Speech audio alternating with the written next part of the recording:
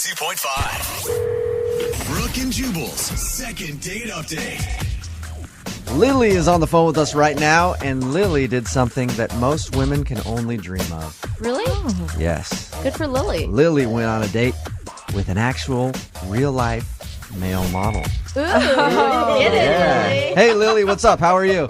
Hi, I'm good. Thank you so much for having me on. No problem. Thanks for your email. So you want us to call a guy named Mark, and in your email you said Mark is a male model. Yeah, like a real model. Like What a is- real one. Like what is he not mo- just a guy with a camera who describes himself as a model. Or the people I used to work with at a certain retailer, which would call themselves models. Yeah. Does he have like legit like photo spreads and stuff? Yeah, he's got like a huge book of his work. I saw some of it. He's so hot. And he's been like an online spread. Did he bring that on? Lily, did he bring that on the date? No. I saw it at his place. It just Oh, okay. accidentally slipped out of his bag or something. Yeah. She has Googled Oh, sorry about that. I just dropped my modeling portfolio. Oh, weird. It like opened up to the one where I was doing like a firefighter spread. I don't even like the way my abs look in that one anyway. Let's move on to another one. So you said you saw it at his house. Yeah, Was that before you guys went out, or was that at the end of the night? that was at the end of the night. Oh, Lily, Nice, Lily. this is a good date. Where did you meet him again? I met him through a work friend. She was like, "You should meet my friend. He's so cute." All right. So we know how the date ended, obviously. Mm-hmm. How did the rest of the date go? What did you guys actually do? It was so good. We went to this like dinner and we talked, and he's like so hot. His biceps are like the size of cantaloupes. Lily, was there? I mean, did you have a connection with him besides a physical attraction? No, we did. Like, we talked a lot about stuff. He was just, like, really polite and, like, asked me questions about myself and, like, seemed like he was listening. Did he only eat a salad because he couldn't take in that many calories? He had salmon. Yeah. He was just so sweet. And he told me about his childhood dog and how he, like, misses her all the time because he doesn't see her. And I thought that was really cute. Oh, gosh. It sounds like Mark could have said anything to you, and you would have thought he Yeah. was just adorable. I don't want to say yes to that, but But he's I'm right. really hot. But he's really hot. And, like, he's really smart. He went to college, like, finished college, and then he's, like, finished, and he's so cute and funny. Okay. So he's the full package. He's so smart. He's a male model, and he also is intelligent. Yeah. Can you believe it? No. No, you can't. I really It's can't. hard. I've met a lot of male models. I've met a lot of models in general. Usually not the smartest people. They don't need to be. They get everything in life. But you ended up going back to his house, so I'm assuming the date went well.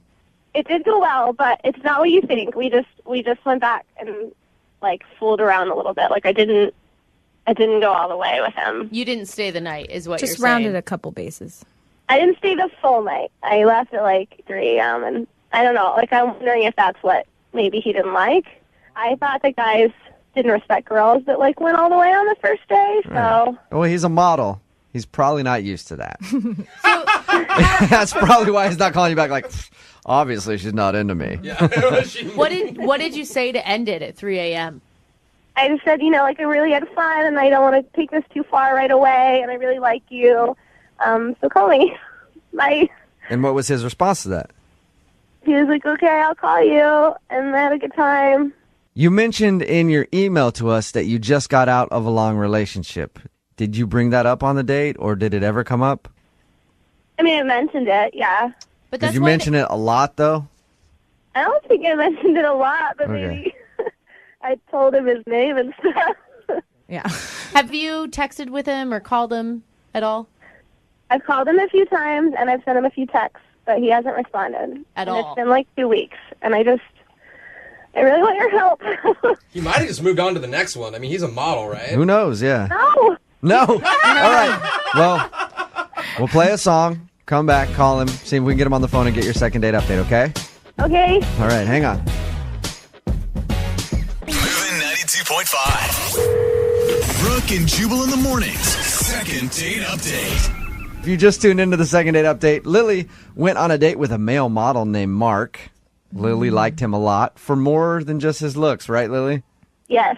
More than that. Okay, That's sort of. questionable. Yeah. The reason I said it was because they went back to his house. They made out for a while. but she didn't go all the way with him and then left at about 3 o'clock in the morning.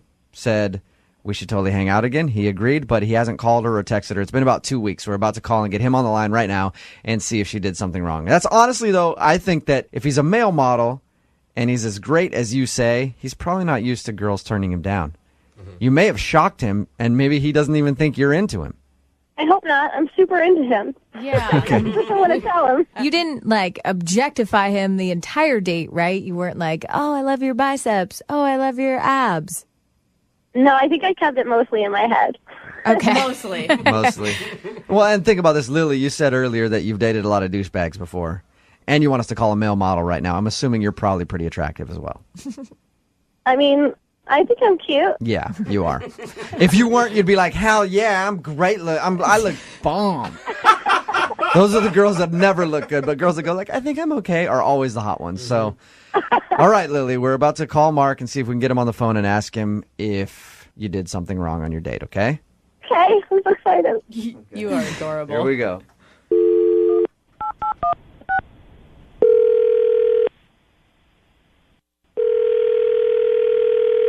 Hey, this is Mark. Hey, Mark, how are you? I'm okay.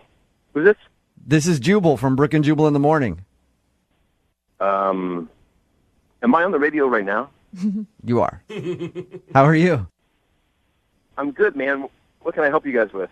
Oh, we were just looking for a male model, and somebody gave me your number. We need some modeling work done for the radio station. You got a pen and a piece of paper? I can give you my agent's number. I prefer to call you directly because I need you to come in, take some photos with just me, and then let you know if you're the right guy for the job. Are you okay with that? Doesn't work like that. I have a website through my management company if you want to go and No, I've been pictures. I'm sure you'll be happy with it. I've been to your website. I spent a lot of time on it, Mark, and I want to meet you. Now you're getting creepy. Hey, Mark, I'm actually calling you because you recently went on a date with one of our listeners, but you haven't been calling her back, and she wants a second date, and they wanted us to get a hold of you. Uh-huh. Her name is Lily. Look, I don't know. I don't really feel comfortable talking about it. You know what I mean? I want to be sensitive to her feelings and all that stuff. Yeah, but Lily wanted us to call you. So really, honestly, like, if it hurts her feelings, that's her bad. Look, I know exactly what I got going for me, and I know what my weaknesses are, okay? What your weaknesses The are. problem is that sometimes I go out with girls, they find out I'm a model, and they're just super into it. And that's not my thing, you know what I mean? Like, you got to be able to roll with me and just be okay with the fact that, like, I'm a really good-looking dude. It's just, you got to get over it. You know what, Mark? Hey, man, we are like brothers right now. I feel the same way all the time. It's just like, hey, you got to understand, right? Right, stop talking about it. We get it. You think that she's only into you because you're a model?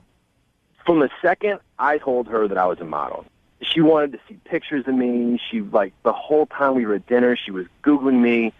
Oh. Wait, Mark, she Googled you at the dinner table? Yeah. Yeah. That's weird. Did you tell her, Mark, were you honest with her? You're like, come on, that's not what this is about right now. Because she said really nice things about you, like about how smart you were and that you went to college. I know I'm a smart guy. I know I'm a good conversationalist. I know I'm really good looking. I know that girls like to think that, like, they're going to have this piece of candy on their arm. Sometimes it bothers me when girls get fixated on that. But Mark, if you weren't attracted to her, why did you bring her back to your house?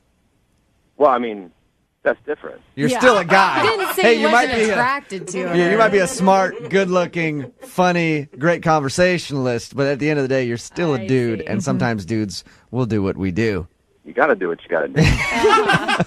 There it is. So the next day, I woke up, and I had, like, I don't know how many notifications. She had gone through, I have like 1,000 pictures on Facebook, okay? Uh-huh. She had gone through and liked every one of them. Oh, no. All right.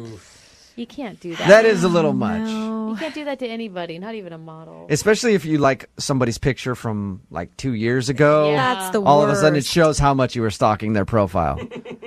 Mark, if you could say anything to Lily right now, what would you say to her? Relax. It's all good.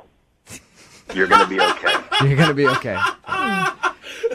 Hey, Mark. Oh, gosh. Lily is actually on the phone and heard what you just said. Relax. It's all good. What does that even mean, Mark? Oh, my God. You guys, seriously? Whoops. What is the big deal? So I liked some of your Facebook posts. You're going to call me out for that and make me sound like a stalker because I was, like, interested in you and I Google searched you? Like, that's not a crime. Look, I don't want to hurt anybody's feelings, okay? You got them to call me and ask me. Yeah, well, you did hurt my feelings because I thought we were, like, having a serious connection, and you just made me sound like some kind of crazy girl who followed you home or something. We had a great date. I don't think you're crazy. You're making me sound like this nutcase. I don't think there's any kind of imbalance going on. I just don't think you can handle the heat. You know what I mean? I mean, it's like... you gotta be able to stand up to it. That is awesome, Mark. He's great, dude. Lily, can you handle the heat? Or was the heat too much for you? Get out of the kitchen. You're not too much for me. I'm sorry if I liked too much stuff, but me showing interest in your modeling is just me showing interest in what you've got going on, which is modeling. Okay, just come on. You were a little fixated on it. You got to be able to admit that. Well, you didn't exactly push me off of that, by the way. I asked you to model for me, and you made your pecs do a little dance and flexed your bicep. So don't act like you're like, oh, I hate that you asked me to show off my modeling stuff. You enjoy it. Of course I enjoy it. It's what I do. I'm good at it. Mark, let me ask you a question. Do you tend to fall for girls who don't really care about you as much or act like they don't care about what you do? No, man, they always care about me. Okay. So no matter what, you just think they're all too into you. All right, Mark. Lily, did Mark come off this arrogant I'm not arrogant. You guys misunderstand me. I'm just extremely confident. I know what I got. But Hey, Jubal, you want me to change your life, bro? Sure. Come out on a date with me, bro. Oh, maybe that's why you're not getting a call back, Lily.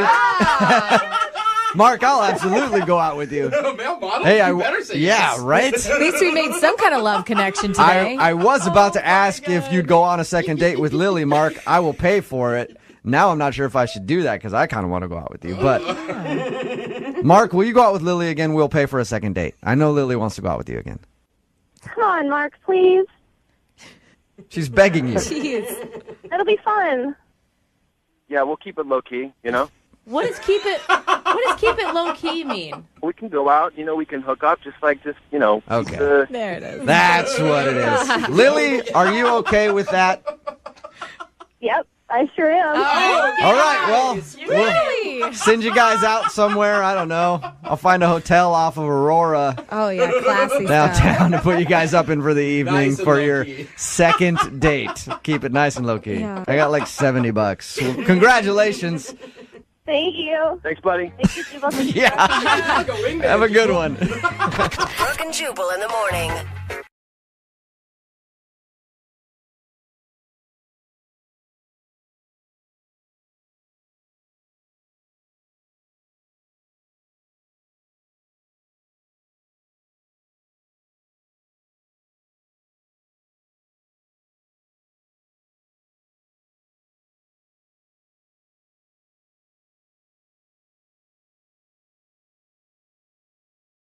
Moving 92.5. Brooke and Jubal's second date update.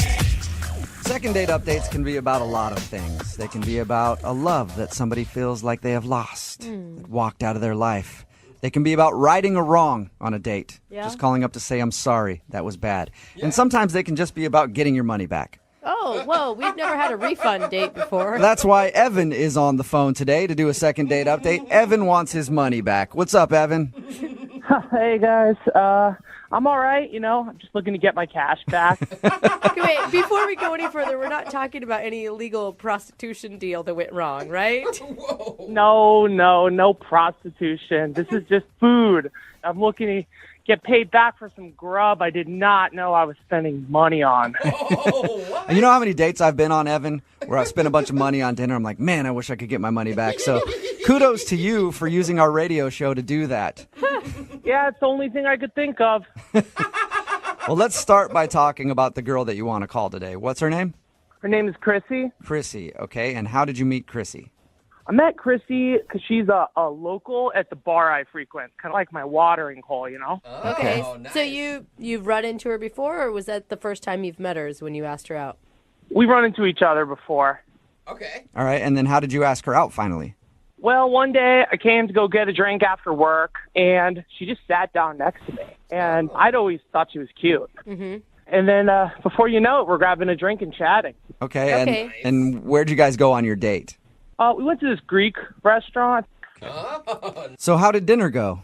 Well, I got to be honest with you guys. We were having a good time until we sat down for dinner. And I should note, she asked to meet me directly at the restaurant instead of picking her up, which was, seems a little more like the typical course of action. Sure.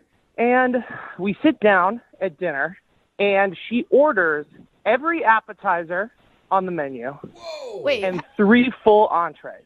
What? Wait, hold on. How many appetizers are on the menu? Is there like 2 or? Like 6 types of hummus, chickpeas and grilled lamb, and I don't even know. What? Why? Why did she do that? That's what I was thinking. I was like, what the hell?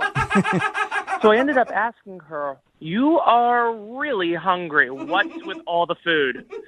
And she looks at me and says, well, my kids, first mention of ever hearing that she had kids, have never had Greek food.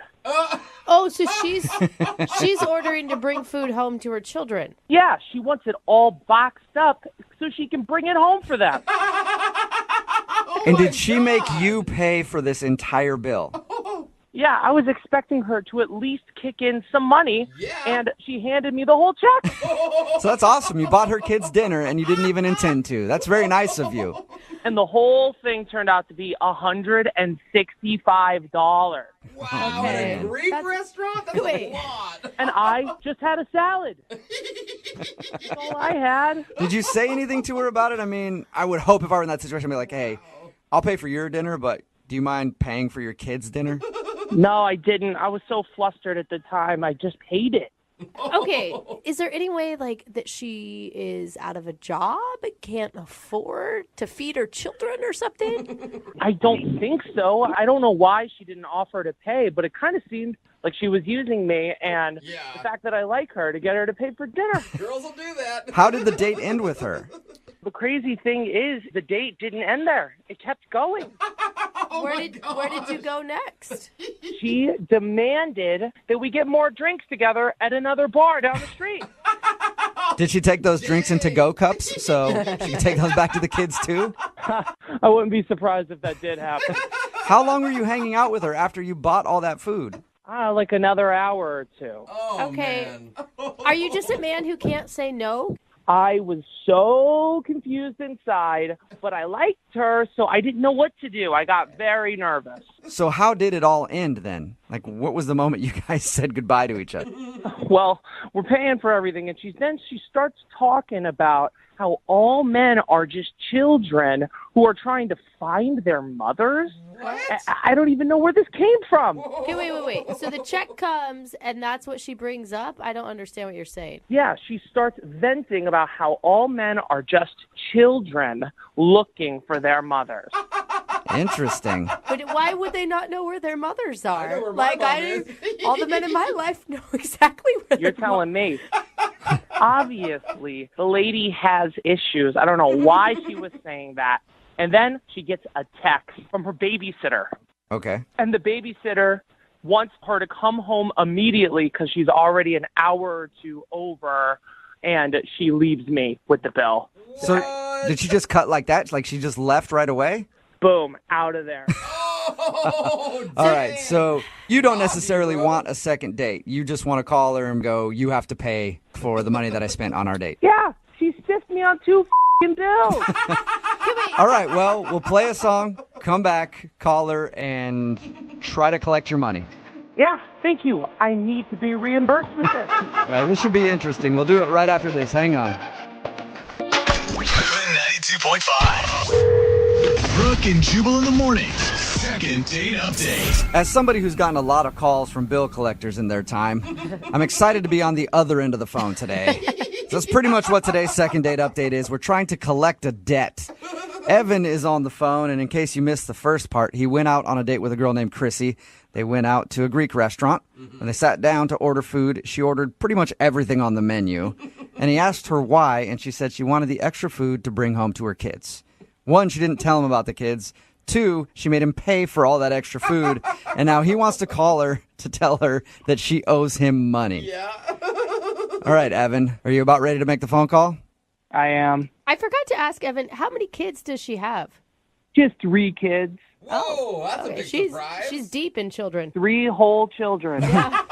What if when we get her on the phone, we can come to some sort of a compromise, like she takes care of the tip? Would you be happy with that?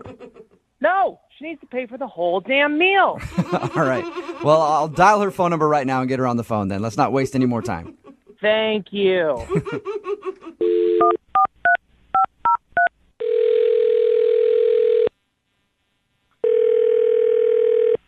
Hello?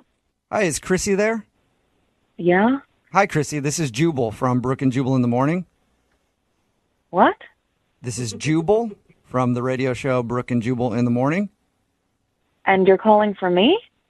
Yeah, your name's Chrissy, right? Yeah, okay. Yeah, I think I'm calling for you. Did you recently go out on a date with a guy named Evan? Oh, I did. Yep. Is he okay? Did he die? No, he didn't. Are you hoping that he did? A death call? No, this is just like super weird. You're the Chrissy that I'm looking for. You definitely are. You went out on a date with a guy named Evan, and Evan is a listener to our show. Okay. All right. And after your date with Evan, he emailed us, and he wanted to see if we could get you on the phone to talk about something. Okay, why didn't Evan just call me? I'm not sure. Maybe he felt like this would be a conversation better for you and I to have. All right, that sounds pretty dumb, but whatever. Evan told us about your date. Yeah? And he talked about how you guys went out to a Greek restaurant. Yeah, it was delicious. Yep. He said he really enjoyed it. He thought you were really cool. Cool. Okay, but he did say there was one problem. Apparently, you ordered a bunch of food. Yeah, what's the problem? Well, the problem is the food that you ordered, I guess, was to take home to your kids. Yeah, Paisley, Brian, and Jack. So what is the problem? He feels like you sort of wronged him in making him pay for the entire bill, basically buying food for your family. Are you kidding me right now? No. This is a joke, right? No, I'm not. Not at all. He emailed us. Are you serious? Yeah, and he said he wanted us to call you today to ask you to pay him back for the money that he spent on the extra food. What? Yep. Who wants to deprive children of food? What the hell is wrong with him? Yeah, but he feels like he was on a date with you, so he didn't have a problem buying your meal. It was just when you ordered. And it's myself and Paisley and Brian and Jack. Like, that's the deal. But you gotta understand, he didn't even know you had kids going into this date. Look, if someone's going to take me out, they have to accept me for who I am, and I am a mother, first and foremost. Right. So I don't really understand what the problem is, and I think he's got some balls asking for his money. So you honestly didn't offer to pay for any of the food that you brought home. No, I believe in chivalry. Like, open doors, pull out chairs, pay for the check. Yeah, but paying for your meal is one thing. Paying for extra food so you can bring it home to your kids is another, don't you think? Excuse me, am I on trial here? What the No, we're literally just calling so he can get his money back because he feels like you owe him money for that. Wow, that's pretty pathetic. Are you? No, is it like you're going through a hard time right now and you just need help? Hard time? No, I don't need help. What the No, I have a job. My kids have never had Greek food, so I thought it was a great opportunity to take them some. So really, I don't understand what your problem is. It's just an interesting situation. I've never heard of anybody ordering extra food for their kids and then making their date pay for it. Yeah. Well, then you've never been on a date with me, and that's probably very likely not going to happen. You sure? I was thinking about asking you out right now. The thing is, I'm a mother, so my kids are always going to get their meals when they need them. So if I'm going to go out with you, I need to make sure that they are fed. Does he have a problem with that? Of course they're going to come first. But he does have a problem with it. Yeah. Basic manners. Basic manners? Are you a f***ing woman hater? We're supposed to be on the same side. What are you talking about? But your reasoning doesn't even make sense because by the time you got home, which apparently you were 1 to 2 hours late for the babysitter, which is rude in and of itself, your kids were long past dinner time. Excuse me, how the hell do you know all of this? That's because we talked to him about your date, and he told us all that information. Wow. Yeah, and he's actually on the other line and wants to talk to you. What? Yep. Evan, are you there? Hey, Wow. Hey, I'm that's here. all you have to say? Hey, I'm here. Chrissy, I'm pretty upset. I'm going to be honest with you. I really want You my know money what, back. Evan? Yeah. It takes a real scumbag to try and take food away from children and complain about what you paid for it. I didn't know I was paying for 4 people on a 2-person date, though. 5 people. That's really pathetic, Evan. What's pathetic is lying about your intentions on our date. My intentions were clear. I liked you, and I thought you liked me. So I just didn't know that I was paying so much money for a 2-person date, and I'd really appreciate it if you chipped in. I just think it's crazy to expect me to pay that much. I think it's crazy that you have to call up a radio station to fight your battles. That's pretty cowardly. What kind of man are you, Evan? Wow. I'm a real man. Oh my God. Way to state your case there, Evan. If you were a real man, you would have paid for both bills and then asked me out on another date.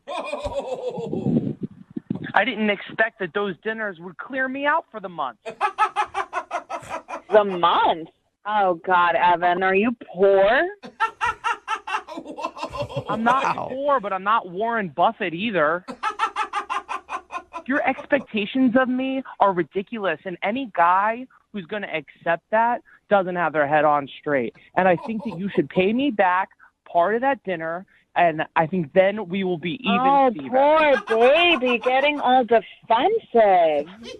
Defensive is one way to put it, but another way to put it is sticking up for myself. Well, Evan, you're not getting any money from me. Well, Chrissy, I would like to ask if you go on a second date with Evan. We will pay for it, so Evan doesn't even have to worry about it. Would you go out with Evan again? The only way I would ever go out with that again is if we agreed up front that he will take me and my children together so I don't have to deal with another radio embarrassment. At least she's upfront about the deal this time. Evan, will you take her and her whole family out for dinner again?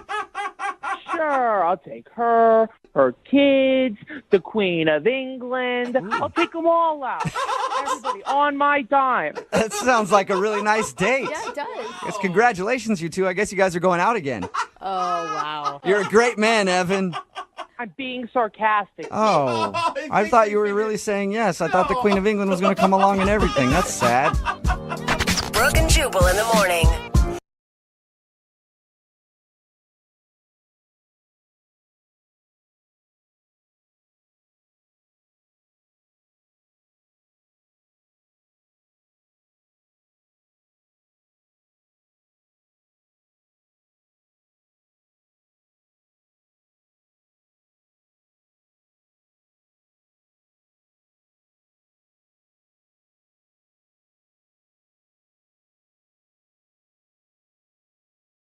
Sometimes finding somebody to date doesn't have to be a big complicated process.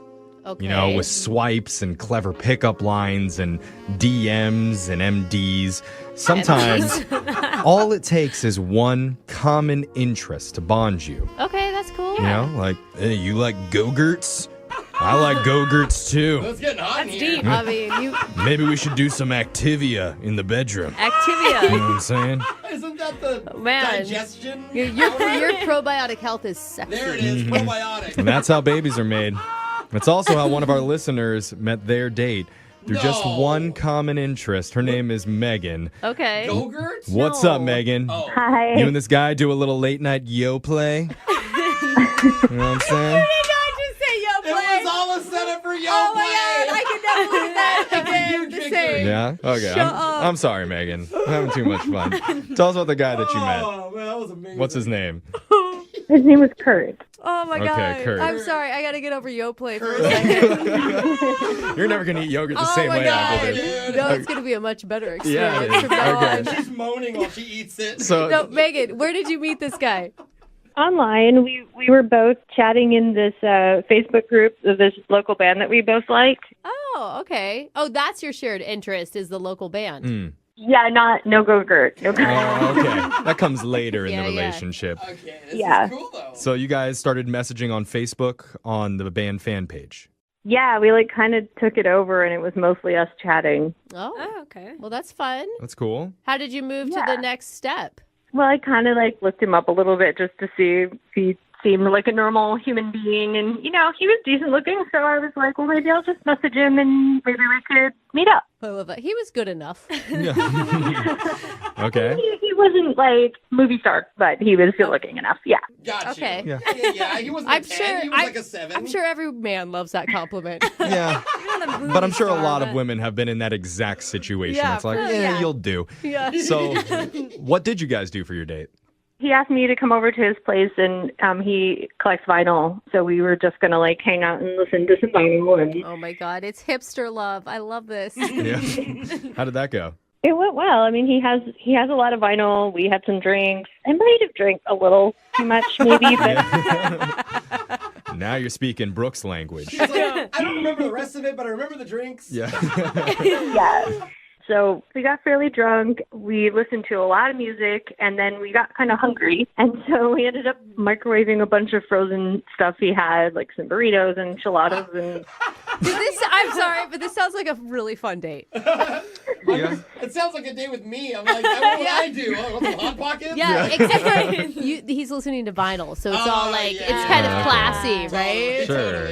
yeah. What did you guys connect over besides being intoxicated and the band? And frozen burritos. Oh, there was one point when he wanted to, like, this is so silly. He wanted to play me a romantic drum solo because he had one of those electronic drum pads. Oh, cool. A romantic drum Don't solo. get me what started what would on that music sound like? solos. You know, I was kind of drunk. I don't really remember what That's for you, girl. I think it's more of like a jazz thing. Okay. Yeah, a lot of cymbal. A lot of tapping? Yeah. Yeah, a little hi-hat action. Okay.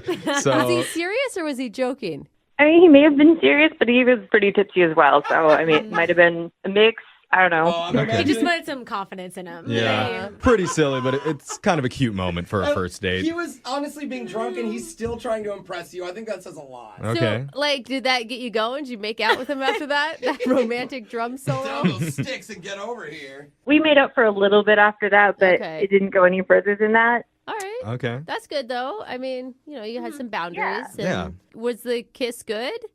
I think so. I mean, again, I was drinking, so I'm not sure if I kissed him or if it was just the lampshade, but either way, pretty good. How did the night end?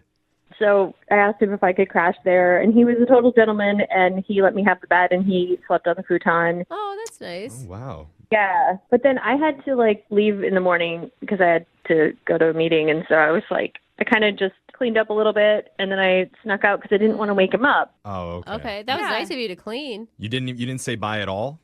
No, but I did text him later, and I made it clear, like, hey, I had to leave for this thing, and I didn't want to wake you because you Yeah. were really soundly asleep. Okay. I think that was a good move. What did he say back? He hasn't responded, and he's not responding on Facebook either, and so I don't really understand what happened. Like, and Really? I'd totally go on a second date with him, and I am interested, but he's kind of ghosted. Oh. Maybe you guys got so drunk, he just does not remember the whole night. He's like, what did I do last night?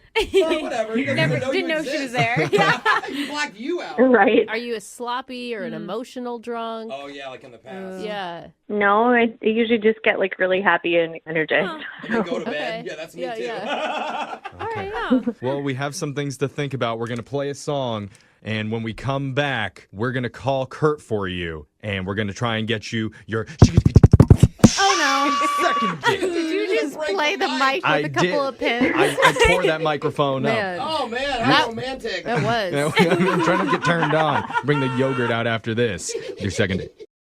You know, nothing gets a woman in the mood like a musical guy that knows his way around a drum set. Okay.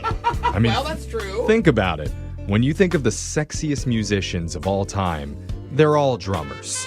Really? There are a lot of sexy drummers. Ringo Starr, Oh. the one-armed drummer from the rock group Def Leppard, No, That's actually pretty sweet. I don't remember it. I mean- Animal from the Muppets. Yeah. Oh, so sexy. Oh, he was so hot. Of course, last but not least, the little drummer boy. Oh my God! Oh man. Do you know how much action this little guy would have gotten if he was around It's okay. now? Oh my! I really thought you were going to say Tommy Lee. Here. He's a grown drummer boy now. It's okay, Alexis. He was born at the wrong time, Yeah. let me tell you. Missed opportunity there.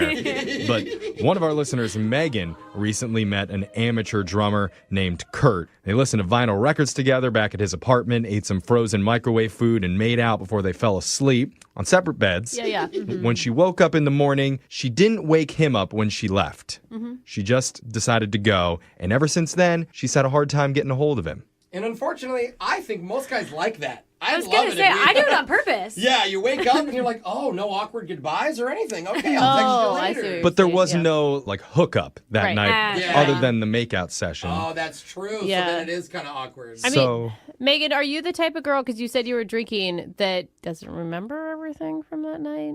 I mean, I remember most of it, I think. Okay. Some people black out more than others. I mean, I'm just asking because she has no idea why he's not. Maybe she doesn't know what she doesn't know, you know? Oh, right. Not sure what that means. Okay. I have to follow that. I'm with you. Okay. Okay, never mind. Well, Makes sense.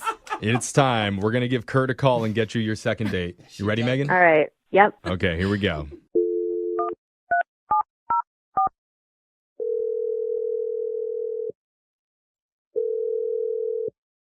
Hello? Hi, I'm looking for Kurt. Yeah, who's calling? Hey, Kurt, my name's Jeffrey from the radio show Brooke and Jeffrey in the Morning. What? You're calling from a radio show? Yes, a real-life radio celebrity has into a reached out to you because I want to talk to you. That's so weird. Yeah. When he said it like that, it was really strange. I thought that was pretty smooth. of It me, wasn't. if I do say so. No. Okay. Yeah. Well, Kurt, the reason why I'm calling is because we're doing a segment called A Second Date. Have you ever heard of that before? No, I have not. Okay. Well, the way that it works is if you go out on a date with somebody and afterwards, if that person isn't calling you back, you can email our show and we'll reach out to them for you to try and figure out the reason why. But I didn't email you guys about anything. No, somebody else emailed us in regards to you. Her name's Megan. Megan. Megan. She emailed you guys. What? Can you let her know that I'm going to be sending her a Venmo request, What? but that I don't want to talk to her anymore. Oh, did she break something, bro? What are you talking about, a Venmo request? A Venmo request. She needs to pay me some money. Okay, Kurt, I mean, slow down a little bit. I don't know what you're talking about. Can I just tell you what we know on our end? Yeah, I mean, what did the email say, or what did she say that happened? When we spoke to her, she said that you guys hung out at your apartment, you listened to some music together, drank, ate some frozen foods. Okay. And she went to bed, and when she woke up in the morning, she just left without saying anything. She didn't mention anything about breaking anything in the apartment or... Yeah, she snuck away from the problem.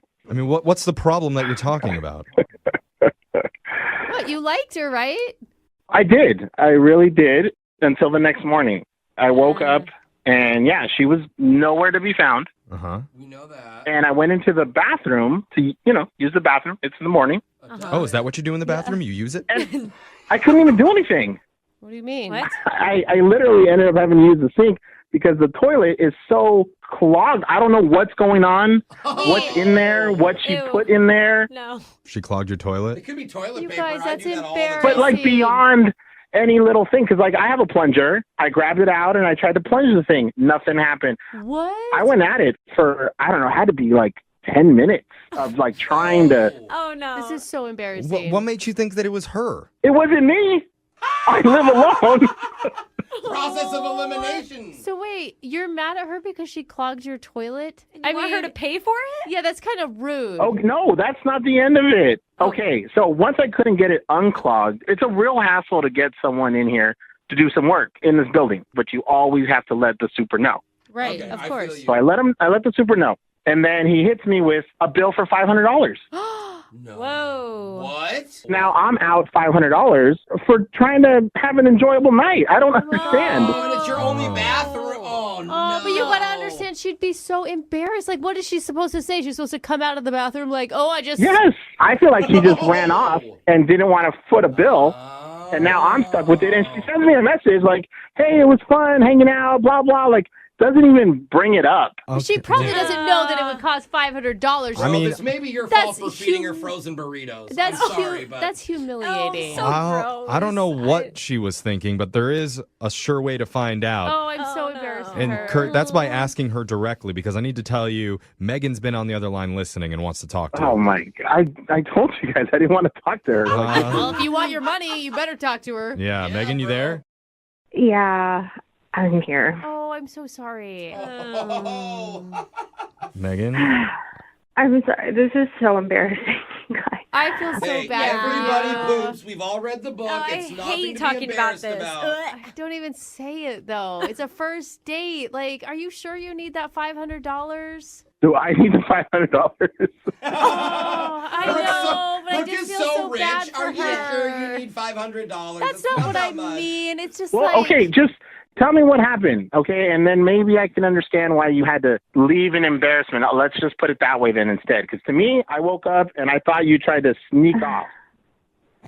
Yeah, so I was at one point fairly drunk. And I remember I went in the bathroom, and you know when you're drunk and you do something because you think it'll work, and then it just gets worse and worse and worse, and that's what happened. Like, so I had a part of a burrito in my hand, and I went in the bathroom, and then I didn't want to set it anywhere, and then I tripped on the rug, and it fell in the toilet. Are you saying that you put a burrito in the toilet? Is that what you just said? I thought it would be fine, though, after I used it, because I still had to go to the bathroom, so I was like, it'll flush after I use the toilet. It's fine. You tried to flush a burrito? Wait, there was a burrito in the toilet. I didn't want to reach in there either. I don't blame you. Yeah, that's fair. And I didn't see the plunger, so I had a roll of Mentos in my purse. What? So I used those to try to push it. What the? You dumped Mentos into the toilet to push the burrito out? Or did you use it like a stick? Yeah, it was like a wand, like in Harry Potter. Like I'm pushing it through. I'm trying to push it down the.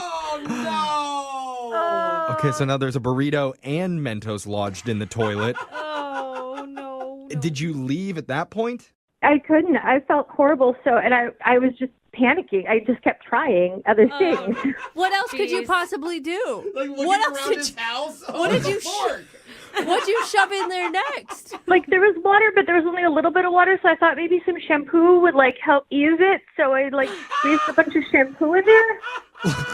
like conditioner, slick it down so it could just lubricate that burrito so it'll shoot out. I see the logic. I see the my logic. It was just a total mess. I don't think I should talk about it anymore. Oh my God, Kurt. Kurt, you know she's not making this up. There are way too many details. But at this point, I can see why you want the $500. Yeah. See, I think this is better than what we thought it was. It's good. It's less embarrassing. I mean, yeah. I'm glad that you guys can laugh about it. I mean, Kurt, you got to think, a toilet Mentos burrito, that's better than some actual burritos that they sell at fast food places. So I'm so sorry. I am not as angry. And well, look at you're laughing. Look at that, Kurt. I feel a little bad. I couldn't imagine if that was me, what I would do. I mean, I'd probably just tell the person, but if you're drunk and we were drunk. Yeah, you're just freaking out. Will you help him pay the bill or anything? Well, if you're willing to pay his bill, then we will be willing to pay your bill Ooh, I like that, on Jeff. your next date, because we'd like to send you out one more time and we'll pay for it. Okay. Well, obviously you're into it. Yeah. I'm not asking you. I'm asking Kurt. Okay. Kurt, I what do you forgive say myself. if she pays you back the $500 for the plumbing? Look, she doesn't even have to pay back a whole amount. If she gave half, I'd be happy with that. And I feel really bad. And obviously, if she felt good enough to talk about all this and email you guys, I mean, I think that's fine. Okay, so that's a yes. Yeah, just not at my house. Well, congratulations, Megan. God. Go to her place. You got yourself a second date. You're like the burrito bowl winner. Yeah.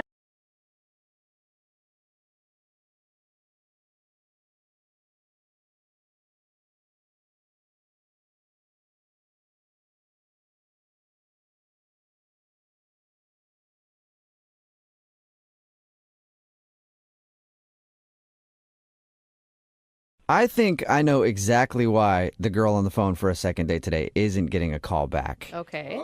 It's because she moved way too quick. Oh. Yep. Okay. I read her email. It says she met a guy on a dating app. Uh-huh.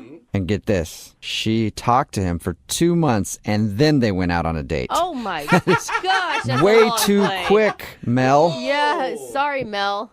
What are you thinking? Are you making fun of me for taking it slow?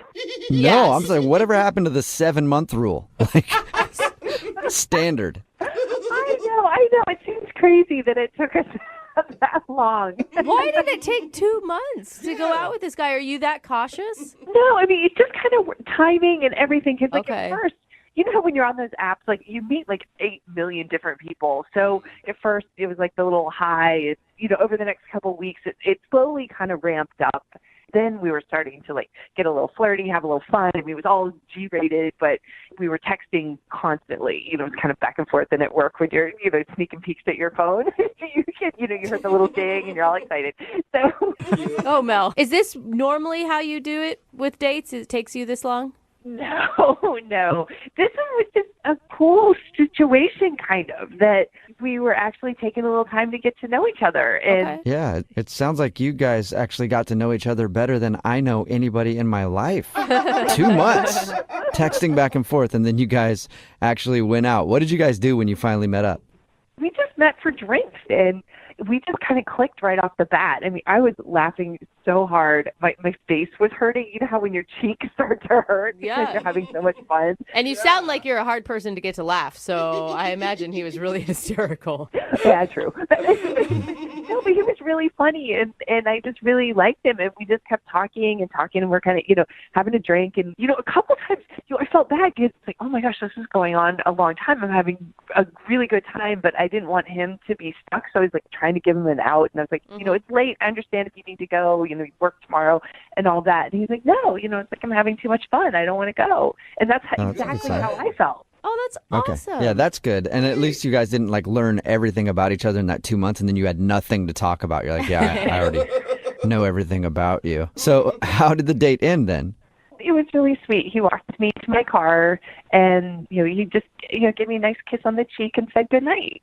It was great. That is sweet. Was there plans to go out again? Well, we'd mentioned that we were going to look at our calendars, and it just changed. And all of a sudden, I'm not hearing from him. I'm starting all the text conversations, and when I got a response back, and it took a while to get a response, it would be really short, almost kind of rude. It was like a completely different person. That's Wow. weird. And why do you think that is? Do you think you upset him in some way? It's so funny. I've been over this so many times in my head. And I did realize, and I feel kind of bad, that I did not offer to split the check. And because he just kind of grabbed it and took care of it. So I didn't think anything of it because it's, gentlemanly on the first date. But we were there a long time, and we had, a good amount of food. So I imagine it was probably a pretty big bill. Did you thank him? I mean, did you thank him for paying? Oh, yeah. Oh my gosh, of course. Yeah. Okay, so you weren't rude. But there's a couple other things that have been kind of occurring to me, and I've had plenty of time to think about it. That, we did talk a little bit about politics and religion, but it seemed okay because we seem to be on the same page with everything. You're both Satan worshipers. No, nothing crazy, but how we just seemed like we were, kind of on the same page, so it didn't seem like a big deal. Didn't seem like that was super, controversial. And then the only other thing that I didn't think it was a big deal, but while we were walking to my car, I told him, I'm like, please don't look in my car when we get there because it's kind of a mess. Oh, yeah. Oh, God. I understand that. I didn't think that much of it, but I'm like, I don't know, maybe he was really scoping it out or something and, thought it was bad. I don't know. That's not a big deal. God, you Do insulted you think him. he looked in your car and it was filthy and that's why he doesn't want to go out with you? Those are the only things. I've had an entire week to try to figure this out, and those are the only things I can come up with. I mean, I don't know. Those would be really weird reasons not to call somebody back, I feel like. Yeah. I mean, the religion thing and the politics thing, maybe, but if he was offended, you think you would know right away. Yeah, you can see it in their face. Totally. Totally. Okay. How All right. Well, disappointing to go from such a high to such a low. Oh, it's killing me. It's absolutely killing me. That's why that's why I'm talking to you guys. I need help. okay. Well, we'll play a song, come back, and then call him and get your second date, okay? Thank you so much. I really need this. We'll get to it in about 2 months. How about that? Right in the middle of a second date, and if you're just tuning in, Mel is on the phone, and she wants to call a dude named Evan. Apparently, they had a great date. They actually talked online for 2 months before they even went out, and then when they had their date, something went horribly wrong. Because Mel had something in her car, something that she didn't want anybody to know about. And unfortunately, she thinks that might be one of the reasons that he's not calling her back. Because at the end of the date, everything was going fine and they walked out and she said, "Don't look in my car." And she thinks maybe he looked. And Mel, I don't know what you had in your car, but I'm thinking you shouldn't have drawn attention to what was in there. Okay, you're probably right. But I mean, it wasn't that bad. It's just I had a lot of stuff in there. Is it a lot of stuff like your gym bag and your work stuff, or is it like a lot of old food wrappers and dirty? It's mostly like the gym bag and stuff, but there might be a couple bags of food. Okay. But it's not like a big deal. I mean, I could clean it out in just a couple minutes. I just didn't have time to do it before I drove there. Are you sure there's no bodies of former boyfriends in the back?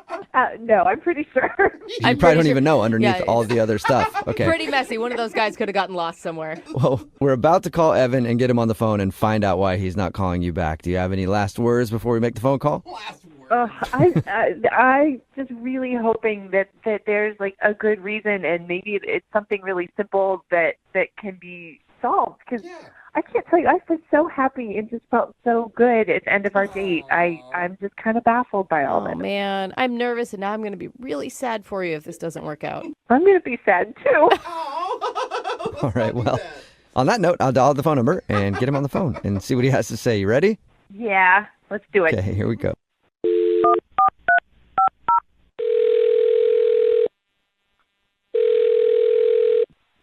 Hello?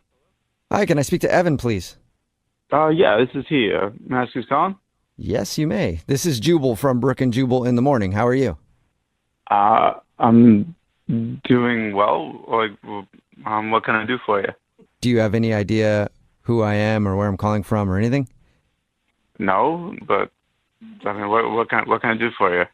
Okay, well, my name is Jubal, and I host a radio show called Brooke and Jubal in the Morning.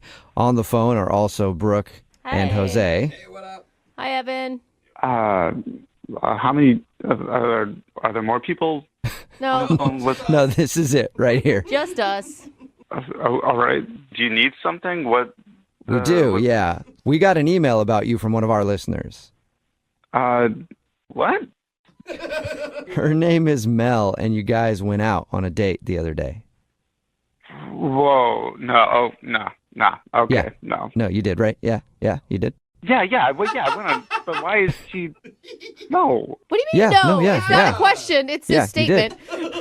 So let me explain to you, okay? We do a segment on our show called The Second Date. That's where if you go out on a date with somebody and then end up giving them the cold shoulder after, they email us to see if we can get you on the phone and find out what went wrong. So you've been kind of avoiding Mel, and she was hoping maybe we could talk to you and figure out why. Oh, come on. This is low. This is not. What is low? This is not a thing. What's low about it? I mean, she was really into you, man. She said that you guys talked for 2 months leading up to the date. I mean, yeah, but that's none of your business. Well, she sort of made it our Valid business, point. so now we're on the phone with you asking why you don't want to see her again. Dude, I mean, You could have just told her to begin with, and we would have avoided all of this. I don't know. She's not the woman I envision myself being with. Oh, no. Okay. Is it a looks thing? Is that what you're implying? Oh, no, I'm not that superficial. So it's about her personality, not her looks. That's cool, too. It's not.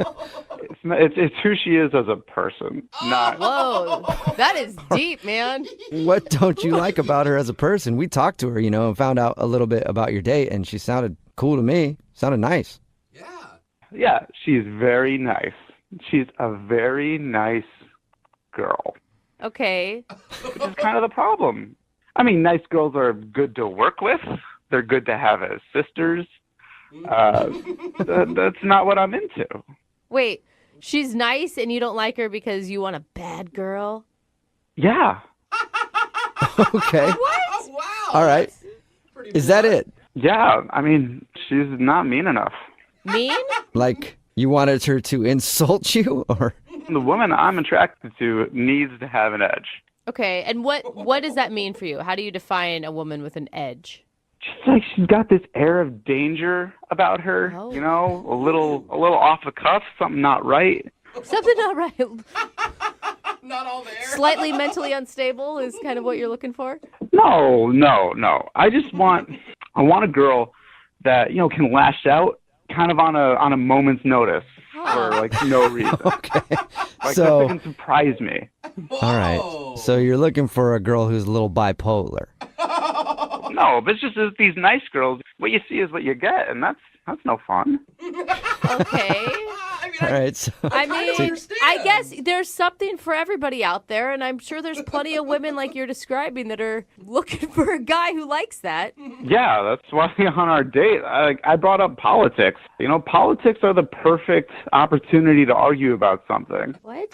And then she just ended up agreeing with everything that I said, and it's really boring. I mean, I kind of get what you're saying, but I feel like you guys talked and texted for 2 months leading up to this date. Didn't you realize she was a nice person before you tried to bait her with politics?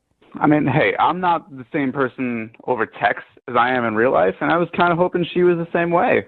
okay, so you're hoping she was just playing sweet to lure you to dinner, and then she was just going to rip your head off about something. You never know with some women. There's always this mystery around them, but with her there wasn't any. Oh, no, mystery. Well, Wow. Evan, there is a little bit of mystery because she's actually on the other line listening right now and wants to talk to you. What? She is? Yep. Hi, Evan. I didn't mean for you to hear all that. I'm sorry. This is the absolute dumbest reason I have ever heard or could even imagine to not like someone. I'm too nice. Yeah, it's just what I like, and I just wasn't that into, you know, how nice you were being. You weren't mean at all. There was no fire there. That sounds so ridiculous. Well, this is officially the stupidest thing you have ever done in your entire life, and I'm starting to like really kind of question that. I thought you seemed so intelligent and thoughtful and rational, and you're really turning that around for me. I'm not quite so sure about your IQ anymore. I'm not sure how many intelligent conversations we could have. Is that more what you like? Is that what you're after? Look at it. She's so nice at the end of it. Wait, Yeah. Does that satisfy you? No, I'm not gonna lie. That turned me on a little bit. Oh my gosh. I could be a mean girl. You're like a masochist. I'm not like that, guys. I just like a girl with a little bit of edge, and like I know she's trying right now, but that's the point. Is she has to try.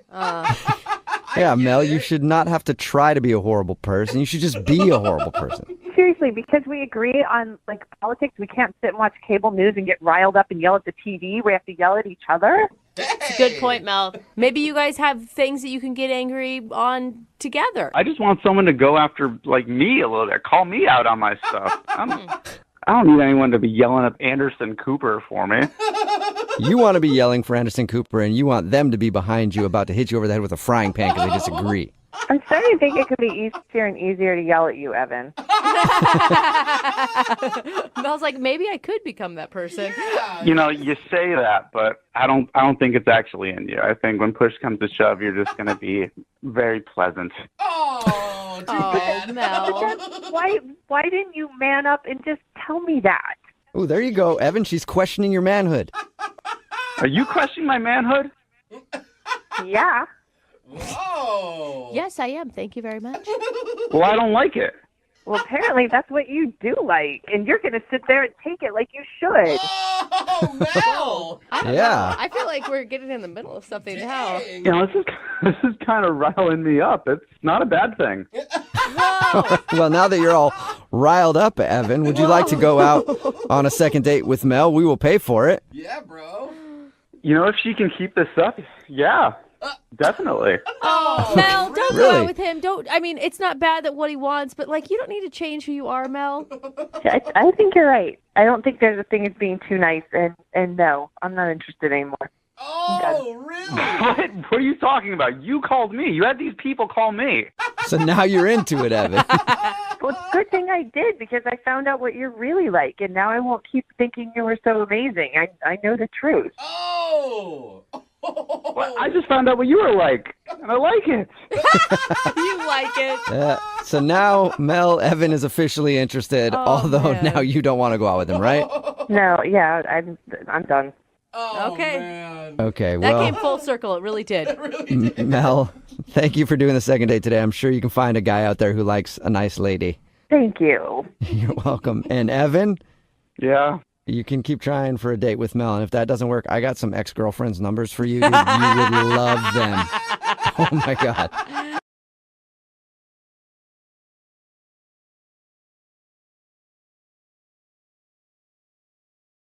The girl who's on the phone to do a second date today had her date end in one of the most awkward ways possible. Whoa. Her name is Meredith. Meredith, how are you? Hey, I'm doing okay. Good. Thank you for doing a second date today. Appreciate it. Yeah, no, thanks for having me. You're welcome. We don't normally do this, but why don't we start this second date with the end of your date? Oh, Let's good. start at the end. Because I was dying to hear what happened. Why don't you tell everybody what happened? Oh, it ended with a hug. Right? Ouch. That's Okay. not that bad. But that's What's not wrong with the that? worst part. Oh, that's not it? What happened before the hug? Okay, so keep in mind that we spent almost 3 hours together. Okay. And he said, it was nice meeting you, but the entire time of our date, you've actually been calling me Matt, but it's actually Mike.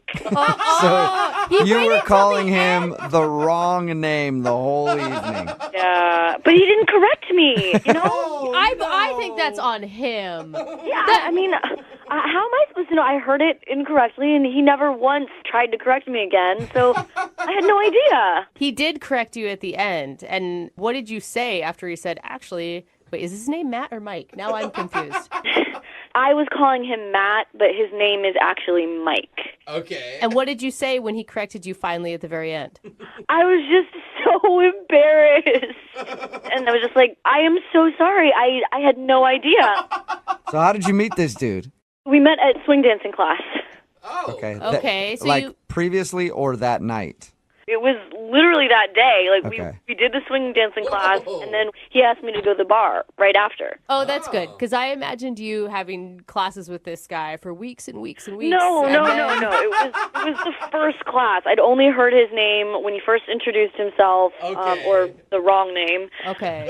That makes it a little more excusable then if it's Right. the first night that you met him and you got his name wrong. Not if you guys had known each other for a while. Yeah.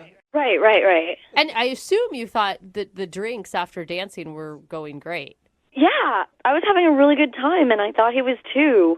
I was hoping that, the night would just keep going on. Maybe we could do something after, or, get another drink or something. But he ended up saying that he had to go because he had work the next day. So, I don't know. I thought he was really enjoying himself, so I was a little bit disappointed. Other than the name stuff, what did you like about this guy? Why do you want to do a second date? When I first met him, he just seemed really, goofy, and he said something really funny. When I first showed up to class, I looked around, and I was the only person who wasn't in a couple. I was the only single person. I mean, I was pretty sure that there'd be other people there, but it was just me and him, so they immediately matched us together. And he cracked a joke. He made me feel less embarrassed, and he was just like, maybe we should just get married and make this less awkward. Whoa. That's a new joke. Yeah, he was really funny. It was just, it made me feel a lot better about taking the class. And, for a guy who has such a great sense of humor, it just seems really weird that would, be the reason that he hasn't texted me back anymore. Was there any other awkward moments that you can think of at all? There was one other, slightly awkward moment. But again, it was, closed with a laugh, you Okay, know? what was it? Midway through or so, I was feeling this connection with him. And, I'd already had a drink, and I'm a lightweight. And I sort of blurted out, oh, my God, you remind me of my dad. Oh. Nobody wants to be reminded of their dad. Oh, man. It was... I feel like that's worse than calling him the wrong name. I mean, can you imagine if he would have said, oh, you remind me of my mom? Oh, gross. But, no, I didn't mean it like that. I was like, no, not in that way. You know what I mean? my dad's really funny, and he cracks these jokes. He just reminded me of that like kind of goofball, the way that he cracks jokes. So he had dad humor. That's always a compliment. But, you know, like I love my dad's sense of humor, and it was just something that I thought I could connect to him with, like another thing. But if it's a guy that you're romantically interested in, you might not want to draw that comparison. It's a good piece of advice. Right? All right, well, we'll play a song, come back, call your sort of dad guy named Mike or Matt or whatever, and get your second date, okay? Hey. We're halfway through the second date, and if you're just joining us, Meredith is on the phone, and Meredith wants to date her dad. Well, oh my God. Kind of. Unfortunately, I think her dad's spoken for, so she wants us to call a guy named Mike today. The reason I say that is because during the date, Meredith laughed and said, "You remind me of my dad." And there was an awkward moment then, and there was also a major awkward moment when at the end of the date, Mike said, "Hey, by the way, you've been calling me Matt all night." And then they shared a hug, and he walked out of her life forever. Oh my gosh. Okay, Meredith, we're about to call Mike and see why he's not calling you back, even though we think we might know the answer. I feel horrible that happened, but we had such a good chemistry together. Yeah, but listening to that recap, don't you even feel like you totally ruined that date? Not totally. I mean, you know, under the circumstances, it wasn't the worst thing that could happen. Yeah. You just told him that you remind him of your dad. That's all. I mean, you Not a could have big said deal. it while you guys were naked in bed together, and that would have been worse. You're right. Oh, God. You knew it was the sense of humor. I explained, you know? All right, I'm going to dial his phone number right now, okay? Oh, God, I'm nervous.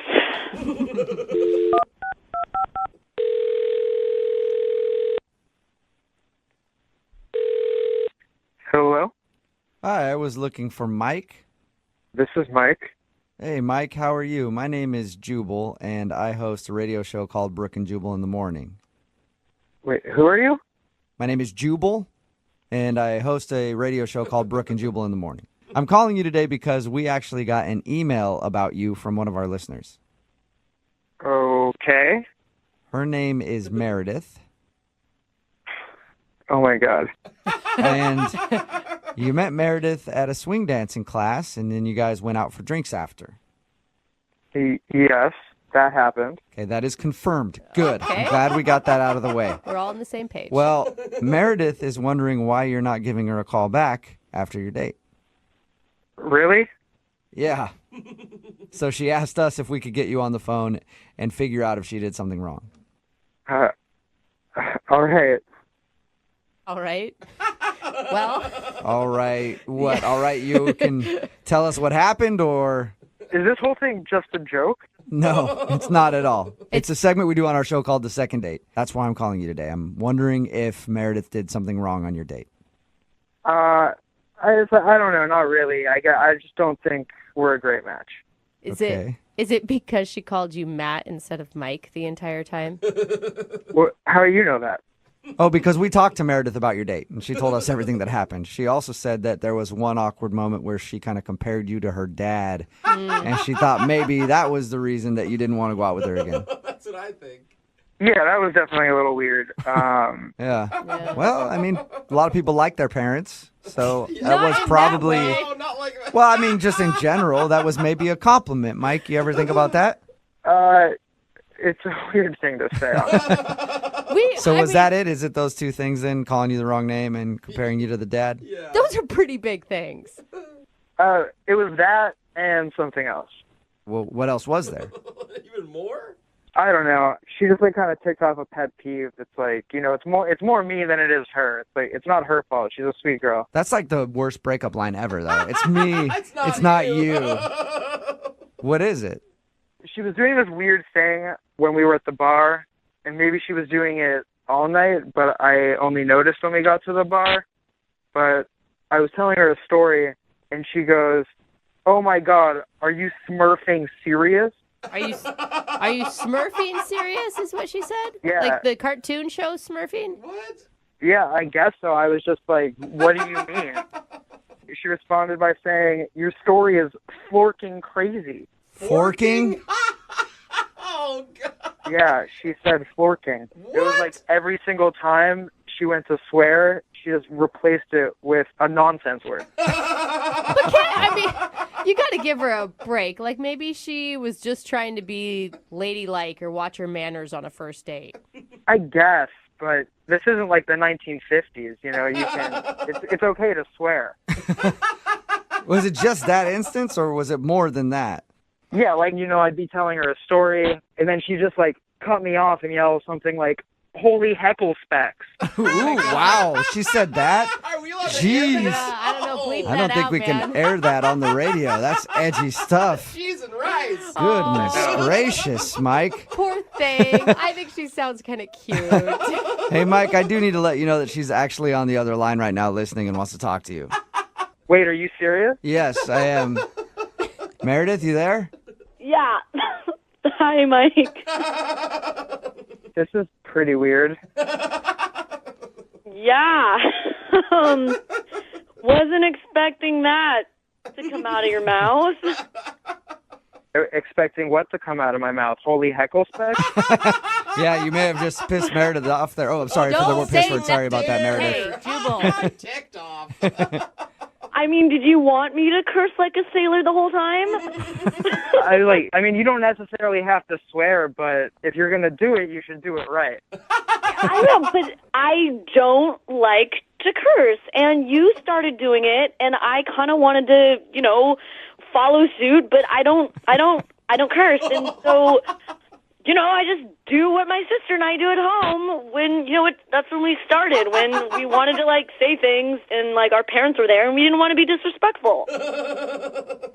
But it just kind of makes you sound really immature.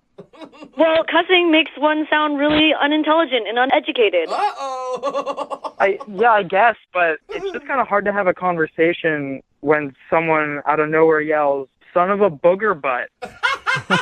Dude, that's creative. That's any better than some of the other B word? Like, that's jarring to me. So, I mean, it's just, I thought you seemed like you had, like, you know, a fun sense of humor. So, like, we laugh about it all the time. Even our parents laugh about it because it's funny. Like, we make stuff up. We're creative about it. And it's, oh my gosh, it's something funny. Maybe your parents think it's funny, but, like, honestly, to me, it was like having a drink with a kindergartner. Wow. So it's like I know I remind you of your dad, but like I'm not your dad. Maybe like your dad thinks it's funny, but like I don't know. Like you can cuss in front of Mike if you want to, Meredith. I think that's what he's saying. But I don't want to cuss. Like, I mean, I know I have freedom of speech. I can say whatever I want. I just don't like saying it. It's not polite. Okay. It's not ladylike. And it was the first date, so I'm not gonna, you know, bring it out. Yeah. I think she has a really good point, Mike. I mean, you can't get over some stupid phrases like "holy ravioli" or whatever she was saying. Brooke. I mean, I cuss like a sailor, but you know, to each their own. I mean, yeah, exactly. I each their own, but I'm just not into it, I guess. You know, I kind of want to feel like I'm talking to an adult. You know, especially if it's like someone that I'm gonna, you know, potentially be in a relationship with. Mike, maybe you want to reconsider. Maybe she can tone down the nonsense words or whatever, and you guys could go out again. Would you like to go out on a second date with her? We'll pay for it.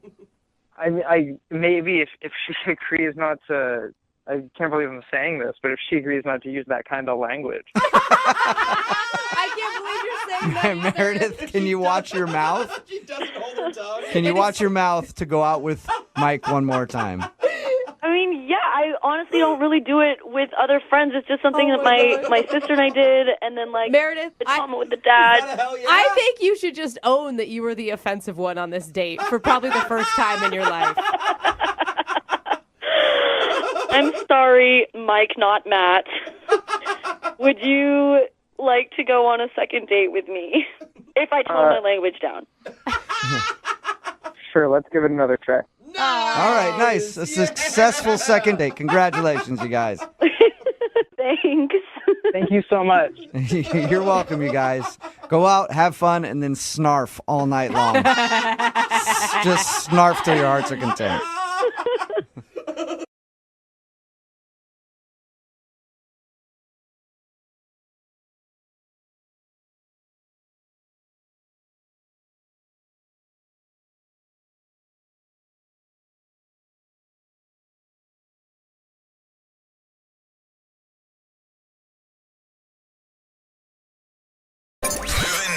102.5. Second date update. We've got a girl on the phone for today's second date update named Cassidy.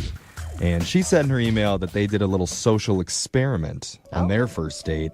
Didn't say what it was, but I've done a few myself. So, Cassidy, I'm guessing you both went to dinner with no pants on to see if they'd still serve you. No. I want to know, does it work? I mean, it really depends on what restaurants you hit up. No, because, it does not. Well, yeah, if they have one of those make-your-own omelet stations, then you could probably get away with Porky Pig in it there. I see what you're saying. They're pretty lax. But, Cassidy, what are we talking about social experiment-wise here? Cassidy? Oh, hi guys. How are you? Oh, hi. You're doing a second date update, remember? Maybe the social experiment she's doing is let's get on the radio and then talk. See what happens. Sorry, I was texting somebody. Oh my God. Really? We can't put our phone. I mean, I don't want you to put your phone down now, but you know what I'm saying. Concentrate, Cassidy. Clearly, this is a priority for you. So, who's this guy that you want us to call while you text away? Okay, so this guy's name is Sam, and he and I met on Twitter. On Tinder. Okay. And I really liked him. He was like a really unique guy. He had like the perfect dad bod, which I'm very into. So he wasn't like too muscular. He wasn't too skinny. I like that. Stop it. Are you in your 20s? Why are you going for dad bods? You have the rest of your life to be hooked up with a dad bod. Dad bods are important to society, Brooke. I'm Back just off. saying, man, your single year should be not spent on dad bods. You got the next 50 of them to do that. It sounds like you're too old and you're not taking advantage of the dad bods around here. She makes a good point. Yeah, her husband is a runner, so this girl, don't listen to her. Yeah. Okay. All right. So dad bod Sam, that's his name? Yeah. All right, and what did you and Flabby do for your date? So we went to go eat seafood. Okay. And everything was really going great, and that's when the social experiment came in. So wait, is this something you guys came up with together, or? No, it was something that he came up with. Oh, what was it? So he looks at me and he goes, "Do you trust me?" Ooh. And I said, yes. Why would you say that? You never say yes immediately to a guy that's just randomly like, do you trust me? Yeah, especially a guy you met on Tinder. Yeah. I mean, I think the universe is telling you scream no. He has not given her a reason to not trust him, okay? Being on Tinder is enough reason not to trust someone. All right, so you said yes. What did he want you to do? So I hand him my cell phone. He tells me I can turn it off. Okay. He calls over the waiter, and he hands the waiter both of our cell phones, and he says to him, "Don't give it back until we're done with dessert." This guy's crazy. What? No phones? Yeah, can't call for help now, little lady. I mean, I guess I could see this being like a classy move. Like he wants to focus on just the two of them. Kidding aside, have no distractions. So as the waiter is walking away with our cell phones, I was freaking out. I was like, what is going on? I don't understand. This is really strange. This is really weird. So I was just like trying not to be vocal about it. But yeah, it was a weird kind of thing to do. Yeah, she's breaking into cold sweats and her hands start to shake. Dude, I feel you. You need your fix. I mean, how is anybody going to know what your dessert looks like if you can't take a picture of it? I mean, exactly. Even though you don't answer during a date, to feel the buzz, just to know it's on you. Yeah. Is important. Like people are with me on this date. Exactly. I'm not alone. He sounds so jaded over here, but he took the phone away. And so how did it go? Actually, after the phones were gone and we had no distractions, it ended up being really good. And we were focusing on each other. We were both listening and talking, and the whole thing was really sweet. That's crazy. Oh, that's awesome. That's so, great. I mean, did you end the date thinking, oh my God, I'm never going to use my phone again? I mean, listen, I would love to have my phone. It's like a part of me. But it was really nice for like that hour that we were together that I didn't have it, and we just got to be with each other. Okay, that's right. great. So besides that, did anything like weird happen? No. So afterwards, we had a really, really great time. There was a small kiss. Yeah. And I thought for sure I would get a text or a call. But here's the thing, though. He's not taking initiative, and he hasn't asked me out on a second date. So I'm honestly shocked. Like, I don't understand. So have you tried to ask him out at all? I mean, I've tried to, like, hint to him that I would be really interested in going on another date with him. Yeah. But he's not taking the bait. So what do you think it is that maybe turned him off? I don't know, and I really want to know because I actually really like him. Well, Right. how long has it been? Because if he's not a big phone guy, obviously, maybe he literally isn't checking his phone. Maybe he's writing you letters in the mail and they just haven't gotten there yet. Maybe a carrier pigeon is going to bring it to your doorstep. No. I mean, it's been a while, and so he should have asked by now. Okay. All right. Okay. I think this one is actually weird. Like, for someone to be interested in enough to want to actually concentrate on you during the date, give you a kiss. And I didn't tell you guys, but he was super sweet and super cute during the dessert. Oh, How? Really? So he asked for a candle for the tiramisu, and I looked at him and I was like, oh, it's not my birthday. It's not going to be my birthday for another 6 months. And he was like, well, we should celebrate your half birthday. And so the candle came out, and he was like singing happy half birthday to you. Oh, my God, that's really cute. I love it. Oh, my God. Yeah, it was really cute. And free dessert? I would celebrate quarter birthdays if we got free desserts out of Dude, it. I hope Dad Bod Sam turns out as good as you say he is. I like him. Yeah. All right, well, Sam apparently has already won over everybody in this room, so if he won't go out with you, maybe he'll go out with Jose. Let's hope. Yeah. We're going to play a song, come back. We'll give him a call and see if we can get you a second date update. All right, Cassidy? Cool, thanks. Okay, hold on. Second date update. We've got a very special caller on the phone with us right now. What? 1, 2, 3. Happy half birthday, dear Cassidy. Happy half birthday to you. Yay! Yay, Cassidy! Oh, Cassidy celebrated her half birthday recently when she went out to dinner with a guy named Sam. Because Sam asked the waiter to bring a candle to put in their tiramisu. And when Cassidy said, my birthday's not for 6 months, he's like, well, we'll just celebrate your half birthday. Yeah, How smooth. dude, it's so cute. And Cassidy, I gotta say, thumbs up for you because I have been trying to get people to celebrate my half birthday for years, and no one is on board. No one can count that high, though, so it's really hard to celebrate her Dang birthday. it. Half is hard. Always. That was actually the funniest thing you guys said all morning. Oh, thanks, Cassidy. Thanks. High praise. Funny. That's good. Has anything else come to your mind that's gone wrong? Because so far you have told us about the world's most perfect Tinder date ever.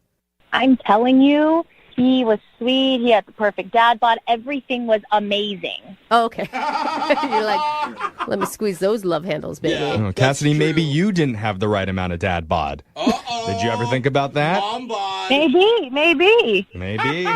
Maybe she'd eat a little bit know more what? tiramisu the next time before you go There out on the it date. is. That's the thing. Nobody finds mom bod sexy. Yeah, it's not a thing. Mom bod? I don't think it's a do. thing. How dare you say that? I find Yeah. all mom bods attractive, so. Yeah, even your own. Yeah. No, not like mom. No. I'm in single mom. Yeah. You're right. You're expecting. Right. You're not. No, stop. Yeah, we're getting too weird. Let's just make the call to Sam. And Cassidy, we're going to try and get you your second date update, all right? Cool. All right, here we go.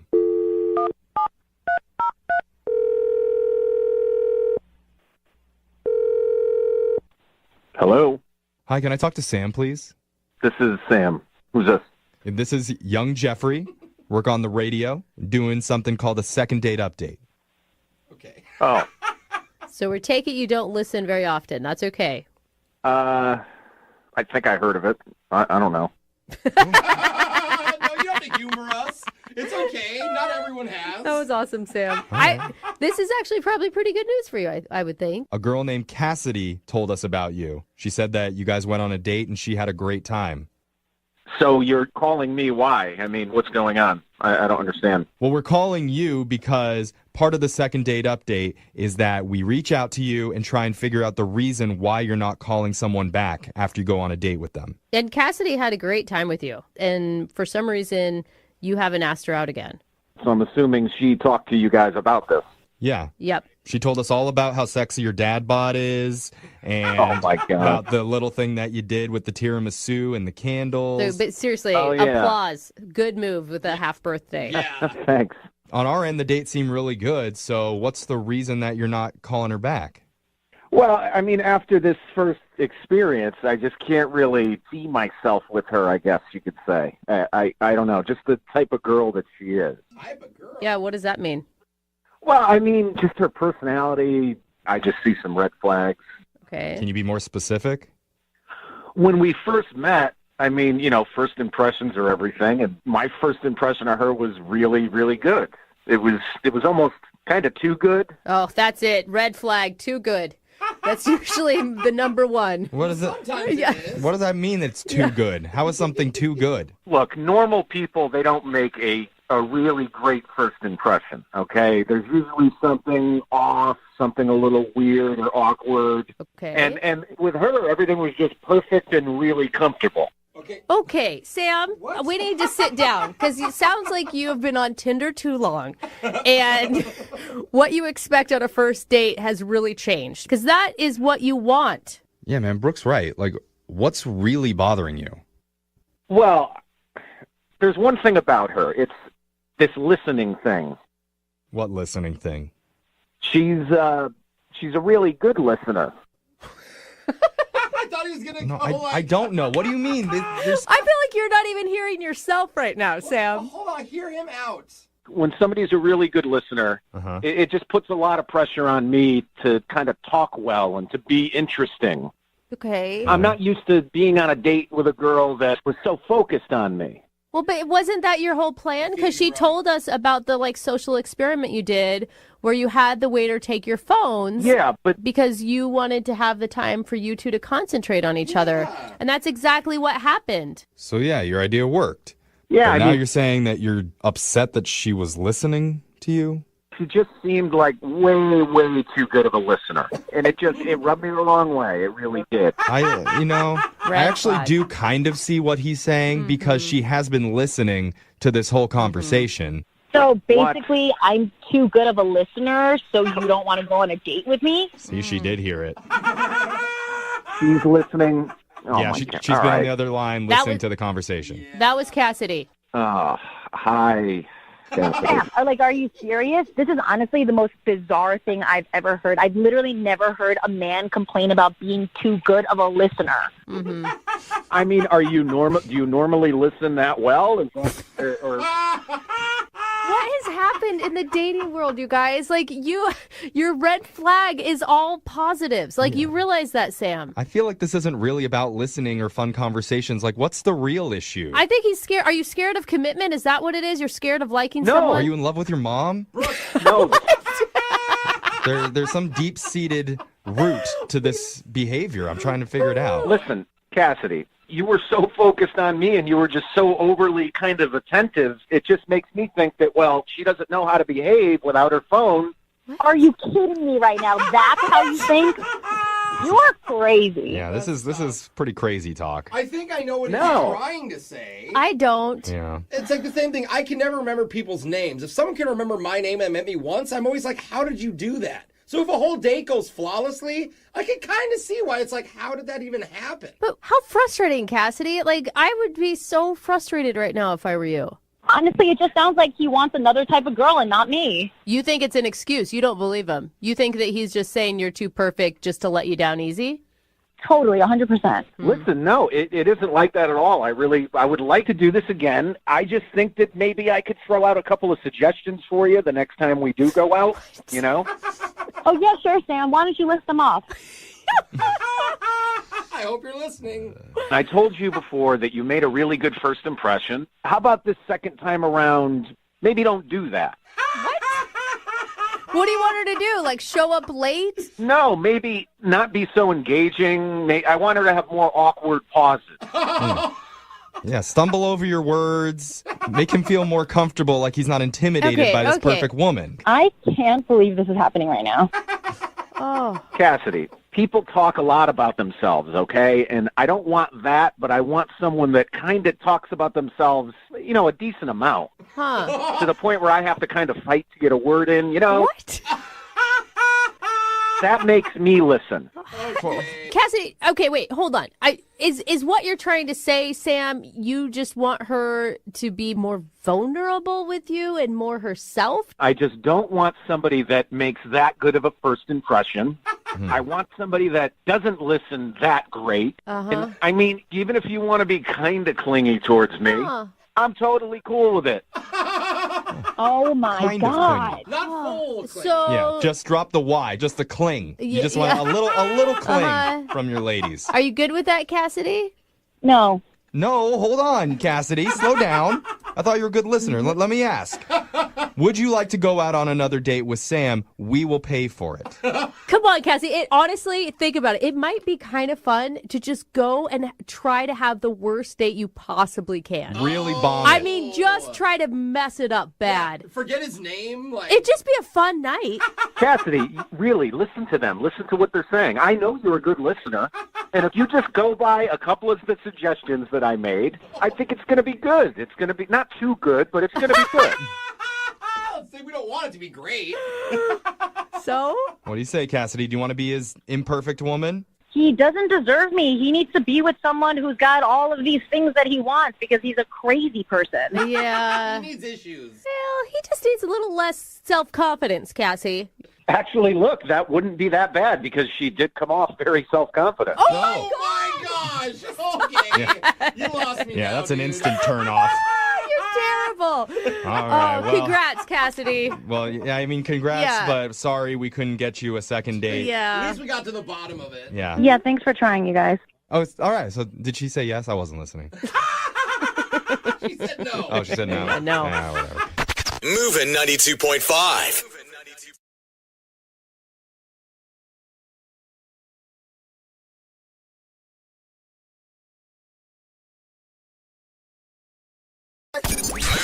92.5. Brooke and Jubal's second date update. You ever schedule a date with somebody and then show up and that person isn't there, so you just go out with someone else? No. Yeah, me neither. Never happened to me. But apparently it happened to Sean, who's on the phone for a second date update right now. Find out how that happened in just a second. But Sean, what's up, man? How are you? Good. Thanks for taking my call. I'm curious what you guys think. No problem. Thank you for your email. You had an interesting situation with your first date. Sounds like it. Yeah. So it was a Tinder thing, and her name is Kate. We had a little flirty thing going as it happens up top, and then I offered to take her out, and she agreed. Mm-hmm. And I go to show up, and her roommate answers the door, and I'm like, is Kate here? I'm here to pick her up. And she kind of just freezes a little and is just like, sorry, I'll be right back. And so she just shuts the door and leaves me kind of hanging there, and then comes back, kind of takes a deep breath, and she's like, yeah, a bit of a mix-up here. Kate's actually out with another guy. Whoa, that's a lot of information. Why wouldn't you just, horrible roommate, why wouldn't you cover for her? Yeah. I don't know. I was kind of mortified. And I was like, all right. Yeah, what did you say to that? Yeah, you don't really say much. I was kind of kicking my heels a little bit, just kind of like, Yeah, what do you do? And she goes, I'm not up to anything. Maybe we could just hit the bar down the block or something. Dude. What? And I'm like, no, I don't want this like a pity date or something. Like, she legitimately felt bad for me. Like, I was... She's like, oh, you should be dating somebody. I'll go out with you. So I kind of reluctantly agreed. Okay, and, but, I mean, you were attracted to her, so you agreed, right? Yeah, she was cute. It's like a blind date, kind of. Okay, well, what happened? Well, we went to the bar and we had a few drinks, but she couldn't get off this, I'm so sorry. Oh, God, that's so awful. I would kind of really wanted to forget about it. Yeah, that'd be annoying. Yeah, you're like, do you have to keep harping on it? Can we just hang out and you not remind me that I was just stood up? You're drinking cheers to you being so poorly stood that up. is lonely. Yeah. So I was doing what I could to kind of change the subject, and she would just go right back and be like, again, I'm so sorry. And I'm like, okay, it's fine, And then she even said, I bet Kate's not having as much fun right now as she would be with you. I'm sure the guy that she's out with is worse or something. It's worse. I mean, I was going to say that's a nice compliment to be like, she was complimenting you, you're fun to hang out with. But if she put it that way, maybe that guy's worse than you. It would be hard to be worse than you, but maybe. You're pretty bad, but God, you should see what she drags home from Tinder. Yeah, I mean, Kate is terrible taste. Yeah, God, Kate. I mean, I thought that this woman was I don't know, maybe attracted to you, and that's why she offered. But it really, I think you're right. It really does sound like it was out of pure pity. Well, it did get better from there. In another attempt to change the subject, I asked her if she wanted to play a game. Oh. And she perked up and she was like, sure. And I was like, all right, it's called Put It in the Hole. That game? I've on played a it first before. date. Yeah. Too. And it's not a very complicated game. You just take whatever bar food is near you and you throw it in each other's mouths, and you get a little further and further away. Oh. Okay. And the people sitting around you hate you because they keep getting hit by pretzels in the head, but that's cool. Hate is an understatement. We cleared the bar out. All right, so it's just you and her playing put it in the hole in the bar. Jesus, sounds so bad. And just like screaming if you get it in the hole, like, yeah! Like you won the Super Bowl. Right. It turned out to be like a totally like fun activity that we had because we were drinking and we were laughing and we were even like having a conversation about real things like while we were hurling food at each other. Dude, that's cool. And so, I mean, it turned into like we're having the time of our lives in this really weird way. So I got it in my head to make a move on her. Uh-oh. Okay. The way you worded that sounds like it didn't go over well. Well, I don't know. She caught one, right? And I was like, I don't think that went in. Let me look. And so I approached her, and then when she let me look in, I kissed her. Oh. So you kissed her like gaping open mouth? When she wasn't expecting it? Kissed her hole? Yeah. Yeah, her mouth hole. Yeah. All right. Did she like that? She did. Awesome. So the night goes on, it gets a little fuzzy, and she wants to go home, and I'm like, I gotta not try to like take her home at this point, even though it kind of goes against everything. Yeah. Right. And so I took her home. There wasn't a kiss at the door, but we were laughing, and I was like, I should go. And the next day, I texted her once and I called her once, and I heard like absolutely nothing. And I thought after a date like that, I would totally hear something. Oh. And I don't know if she was like felt like she was stepping on Kate's feet or like I don't. It's just so weird that a night like that, I'm just getting like ghost. Do you think maybe the roommate like got mad at her for going out with you? Well, that is the theory that I just said. So good job. Okay. Yeah, but Note to self: pay attention more. I don't know. Kate didn't care enough to even be there when you guys were supposed to be on a date. I don't think that she'd be that territorial. Yeah, she sounded like it has great chemistry. I don't know. I just see her, like, if the roommate came, saw you at the door, then said, hold on, I got to check, and then goes back. She obviously, I feel like, checked in with Kate somehow. Yeah, I think so, but I don't know for sure. All right. Well, play a song and then come back and call her and get your second date update, okay? Awesome. All right, hang on. Moving 92.5. Brooke and Jubal in the mornings. Second date update. Right in the middle of a second date update, and if you're just joining us, Sean is on the phone, and he was supposed to go out with a girl named Kate, but that never happened. He showed up to Kate's apartment, and she was actually out on another date with a different dude. So he ended up hanging out with her roommate. Sean, what's her name, by the way? We never got the roommate's name. Chelsea. Chelsea. Okay, so he ended up hanging out with Chelsea all night. He said that they had a really good date, but now she's not calling him back. Sean, have you thought about the possibility that maybe you got catfished? Oh. Wow, I didn't even think of I that. have entertained that. It just doesn't add up to that, but I guess it's possible. Like fake pictures and everything else, and then you show up and she acts like she's the roommate. I don't know why. Right. But Really smart. But why would she catfish you and then not call you back? I don't know. Like, that's pretty rude. You get stood up. Yeah, she would have just not gone on the date if she wasn't interested, right? Right. I mean, I don't get why to set up that whole sting and then do it this way, you know. Well, it's shrouded in mystery. Hopefully we can figure it out for you. I'm about to call. Chelsea's the one we're calling, not Kate, right? Yeah, I did. I never went out with Kate. Yeah, I know. Yeah. I know. I'm just starting to get names confused now. That's more for me than for anybody else. All right, so I'm about to call Chelsea right now and find out why she's not calling you back. You ready? Yeah. Okay, here we go.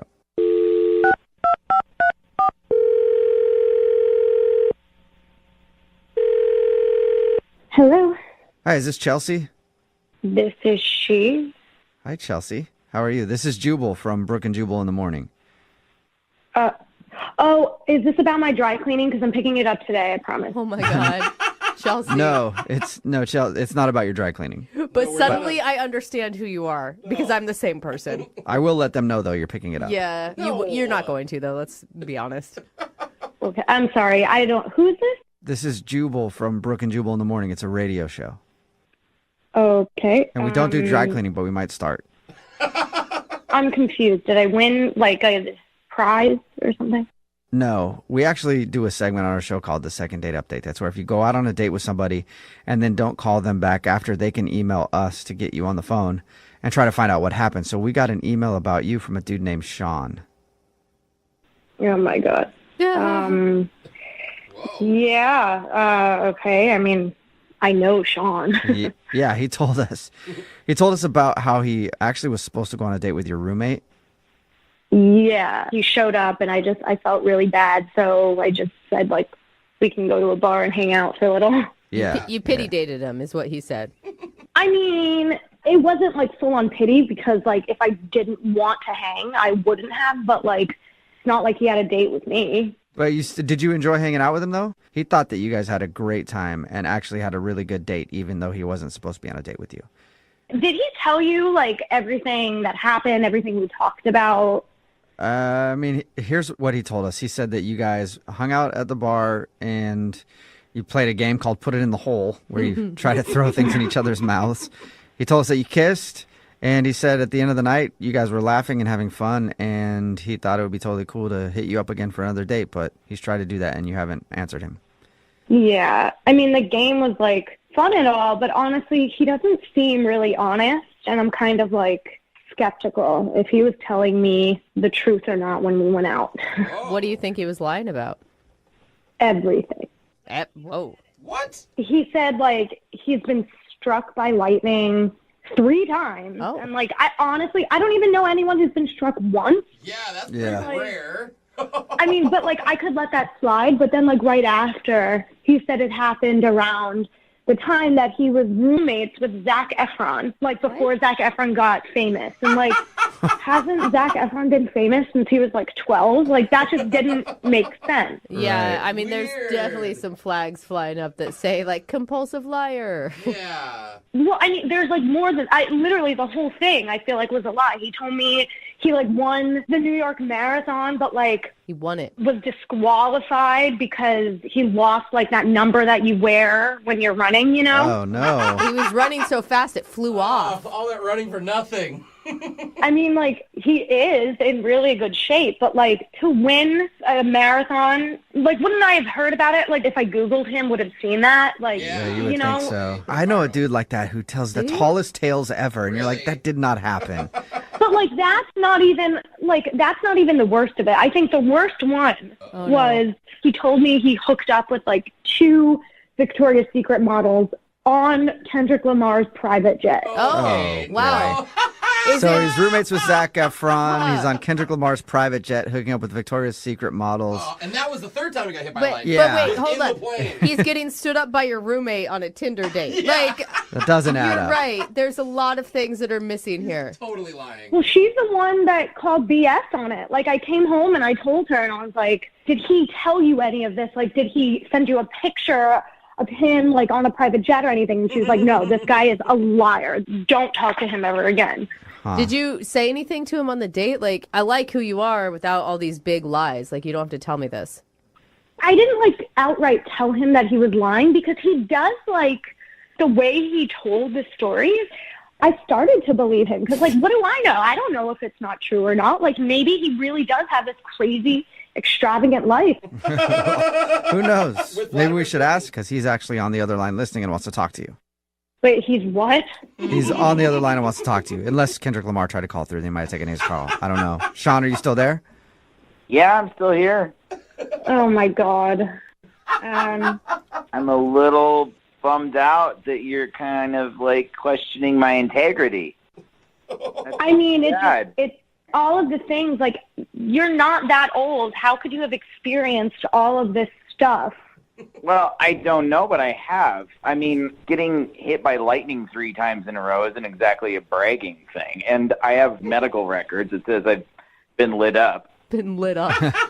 I mean, don't they say, like, once you get hit once, you have a greater chance of getting hit again? Isn't that what Well, the you step? don't have to convince me that's true. Aren't you, like, supposed to have marks on your body when you're hit by lightning? Like, I must have passed through me in a way that just jolted all my organs for a second. I'm having a hard time because you are believable and you did stay on the phone through all this. Like, if you were a big fat liar, I would think you would have hung up on us by now. Like the Zac Efron thing, he was shooting in the area. I'm very good friends with his friend. He stayed at my place for a week. That does count as a roommate. Okay, now so I'm starting to Zac believe Efron slept on your couch for a week or something like that. Yeah. And as far as the Victoria's Secret model thing, that really did happen. And I was on Kendrick Lamar's plane. Kendrick Lamar was not there, but I had to sign an NDA. What? Which means I shouldn't be even talking about it at all. On the radio, it's probably a huge no-no. But, like, I have pictures. I can't even show them. But it happened. Why do you have pictures of you hooking up? Everyone has their phones out and stuff. So people were filming you hook up with the Victoria's Secret models in Kendrick Lamar's plane? Yeah, I didn't. It's just to be clear, I didn't sleep with them. I just was hooking up with them and drinking champagne on the plane. And hey, to be fair, Chelsea, if I was hooking up with Victoria's Secret models, I would also have pictures of it. Like, that is a moment that you only get once in life. All right. What about you riding across the country on horseback? Did that really happen? Okay, that story is slightly different. Yeah, I rode across country on horseback, but what I didn't tell you is that I rode back as well.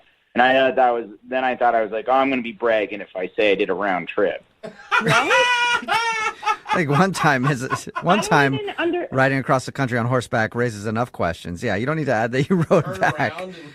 You can see how these stories sound pretty made up, though, right? Look, you don't have to believe me on this, but they happened. I was there. I lived it. You're pretty convincing. And I actually believe the horseback thing. The one I have a problem with, Sean, is the marathon. You won the New York City Marathon. I won in my division.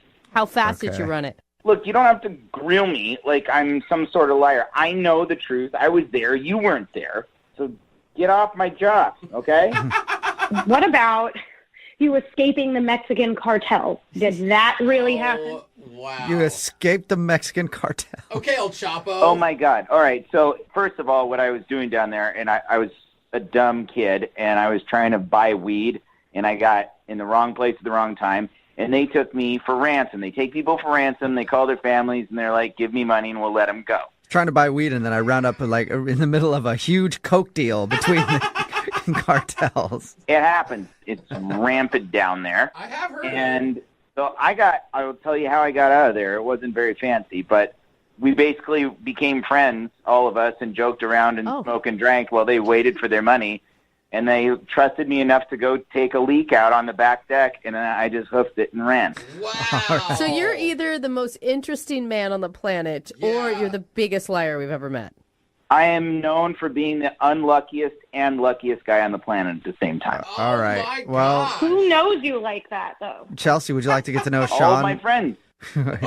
Would you like for Sean to prove it to you? Would you go on a second date with Sean? We'll pay for it. Then you guys can sit down and he can bring the medical records of his lightning strike. I just don't know, because, I don't know if he's telling the truth or not. He's got answers to every question. I have answers to every question because they happened. It's real easy for me. Think about this. I've been going around telling people that I went on a Tinder date and that the date wasn't even there, but I took out her roommate. That's already Yeah, weird stuff happens to you, man. You're an excellent liar, Sean. I commend you. Jubal's jealous. Yeah. Chelsea, what do you think? Do you want to give Sean one more shot? I do think I'm going to go on a date and see what happens. Oh, my gosh. All right. Sean, congratulations. You got a second date. Yay. Yeah, bring along your medical records and all that stuff. Well, I don't know if I can get my hands on them by then, but I'll see. Sure. Okay. Really? All right. Well, Convenient. hope your date goes well. And congratulations, Sean. Chelsea, thank you for your time, too. Thank you. Yeah, she's like, I don't know. And Sean, the next time you go on Kendrick Lamar's private jet, invite, please. Yeah, dude. We don't actually talk anymore. It was his buddy's plane, so yeah. Okay, all right, sure. All right, sounds legit. We'll see you. Brooke and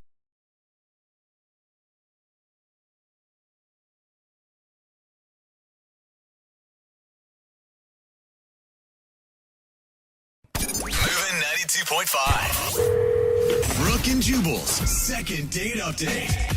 It can be awkward when you're out on a first date and then you run into somebody that you know and you have to sit there and have a conversation and introduce them to your date. I can't tell you how many times it's happened to me. Hey, this is the repo guy. He's trying to take my car. And And then I have to have a long conversation with him, like, hey, sir, could you not take my car? I'm on a date. This is my date. And then they get introduced, and it's just awkward. Yeah. Well, the girl who wants to do a second date update today had an awkward run-in on her first date, and that's why she thinks she's not getting a call back. Her name is Isabel. Hello, Isabel. Hi. How are you? Good. How are you doing? Good. So your email says you think your date got screwed up because of somebody that you ran into. We'll get into that in just a second. But first, what's the guy's name that you want to call today? His name is Darren. Darren, and how did you meet Darren? I met him kind of in my neighborhood. I just ran into him one day near my house, like a few blocks away. He was on a walk, and I know it's going to sound cliche, but he has a really cute dog. So of course. I had to go over to go pet the dog. All right. Did he ask you out, or did you ask him out? He asked me out. We just kind of walked together for a while, and I told him I love animals, and his dog was adorable, and he was obviously aware of that. So we walked together a bit, and, eventually he had to go one way. I needed to turn back and go home, and he asked for my number, so I gave him my number, and the next day he called to ask me to dinner. That's cute. By any chance, did he have any binoculars or duct tape on him when you met him? No creepy duffel bag or anything. He was very normal, very charming. I was just trying to see if he set up your chance meeting while he was outside walking his dog. So where'd you guys go on your date? We went to a seafood restaurant, but nothing really fancy. I actually liked his idea of a date. It's one of the places where, they're putting the bib around your neck. Oh, yeah. You're getting your hands dirty. And I thought that was really cute. So I was excited. And you guys seem to hit everything off okay? Yeah, and he's really funny. So I spent probably the first half hour laughing, and he was great. I thought it was going really, really well. And then my old boss shows up at the table. Wait, at your table, did you just say? Yeah, it got a little awkward. Did you like your old boss? Or was this somebody that you wouldn't want to talk to normally? This is someone I would not want to talk to normally, and I'll tell you why. He only goes by his nickname, which is Silky. Oh, that's nasty, Silky? dude. Anyone who refers to themselves as Silky. That sounds like a fun guy to hang out with to me. Well, exactly. And so Silky walks up, and he's just a big, loud, obnoxious guy. It was really uncomfortable. And so Darren is trying to play along with all of Silky's terrible jokes. And I know it's hard to say with a straight face. It really is. It's awful. And so Darren actually offers up that it's our first date, and that just got, Silky going. Oh, yeah. So he's like one of those guys that's always trying to be funny and is always on. Yeah, and it was terrible because I'm sitting there with bibs around our neck, and he's asking if there's going to be kisses later. And Did you guys joke about it? I mean, if I were on a date with you and some dude named Silky came up and was being obnoxious, I would still laugh about it with you after and be like, man, I can't believe you used to work for that guy. Yeah. Honestly, I was a little flabbergasted that he was there. But, we tried to make light of it. So then Silky finally leaves, and Darren's kind of chuckling, and, he's asking, what's this guy's deal? How do I know him? And I didn't really know what to say because Silky, I knew Silky when I worked in a fast food restaurant as an adult. And it's not something that I really keep on my resume now. It was just something that happened. I was between jobs, and I worked at a fast food place, and it's just, yeah. So when you told your date that you used to work at a fast food place, you think that turned him off or something? Oh, I'm having trouble understanding. I didn't tell him. I just kind of said he was an old boss, and I didn't like working for him. And I kind of asked that we just drop it. Yeah, can we just enjoy our date together and not talk about that weirdo Silky who just crashed our date for 5 minutes? I think that's a reasonable request. So, yeah, I just asked that we kind of move on. And Silky's a crazy character from a long time ago. And Darren, I think, took that the wrong way and kind of stared at me wondering if I was hiding something or if there was some big secret I wasn't telling him. If I were Darren, I could see where, if he had an old boss named Silky, I would think that he must have been some sort of drug dealer or something. I can kind of see that, and it did get a little awkward for a few moments, and then we just went back to dinner and had a good time. How did your date end?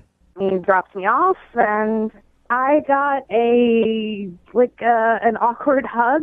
Do you think An awkward hug. Something was obviously bothering him or was wrong, and I don't know what's going on because he hasn't responded to my text. I've texted him a few times, and I feel bad that maybe I should have just told him about the fast food job, or maybe my perfume was too strong, or he didn't. I don't know. I was wearing too much makeup. I don't know what went wrong, but I want to know. I love a girl's brain. There's always like 8,000 different reasons it could be. Well, we'll play a song, come back, call him, and get your second date update, okay? Okay. Thanks. Hang on. Moving 92.5. Brooke and Jubal in the mornings. Second date update. Having your first date interrupted by a coworker can be annoying. Having your first date interrupted by an old boss named Silky can definitely ruin the whole thing. Sounds bad. If you're just tuning in for the second date update, Isabel is on the phone with us. She met a guy named Darren. They had a really fun date going, and then her old boss, a guy named Silky, happened to be at the restaurant they were eating at. I don't think that's his real name. I think he just calls himself Silky. But he crashed their date for a little while, and apparently he's one of these big, loud, obnoxious dudes, and he wouldn't stop joking around. And when he left, her date asked about Silky, and she didn't want to say where she knew Silky from because it was like when she was between jobs, she was working at a burger place, and she was kind of embarrassed of that. So she asked him to move on, and then ever since Silky's appearance on the date, her date sort of seemed a little weirded out, and he hasn't called her since. We're going to get him on the phone and find out if it was Silky who ruined the day for her. Are you about ready to go, Isabel?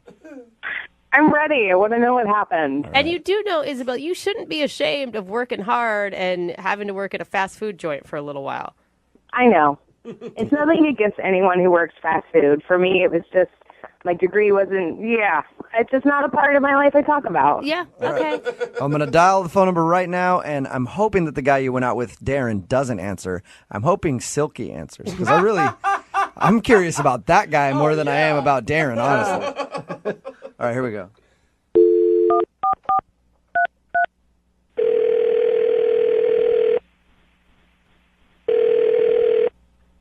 Hello?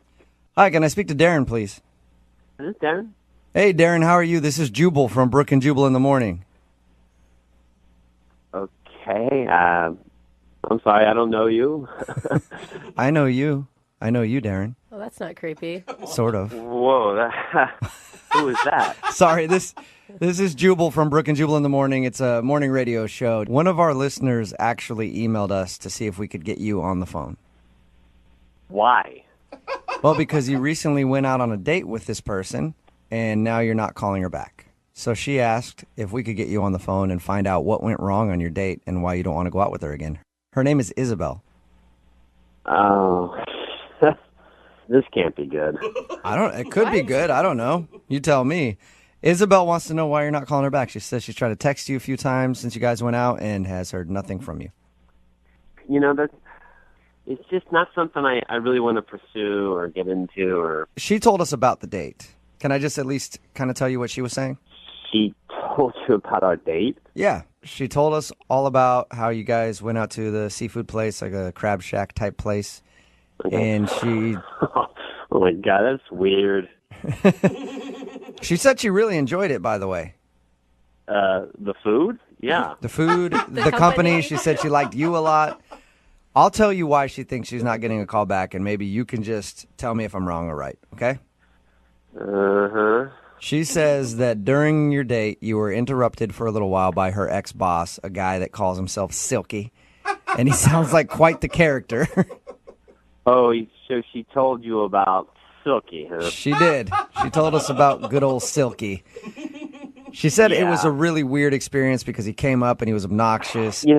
Yeah, he's a weird dude. I mean, he's very animated and all over the place. And he said a couple of things that made me kind of wonder how well they know each other and stuff, and I just... What do you mean you think it went deeper than a work relationship?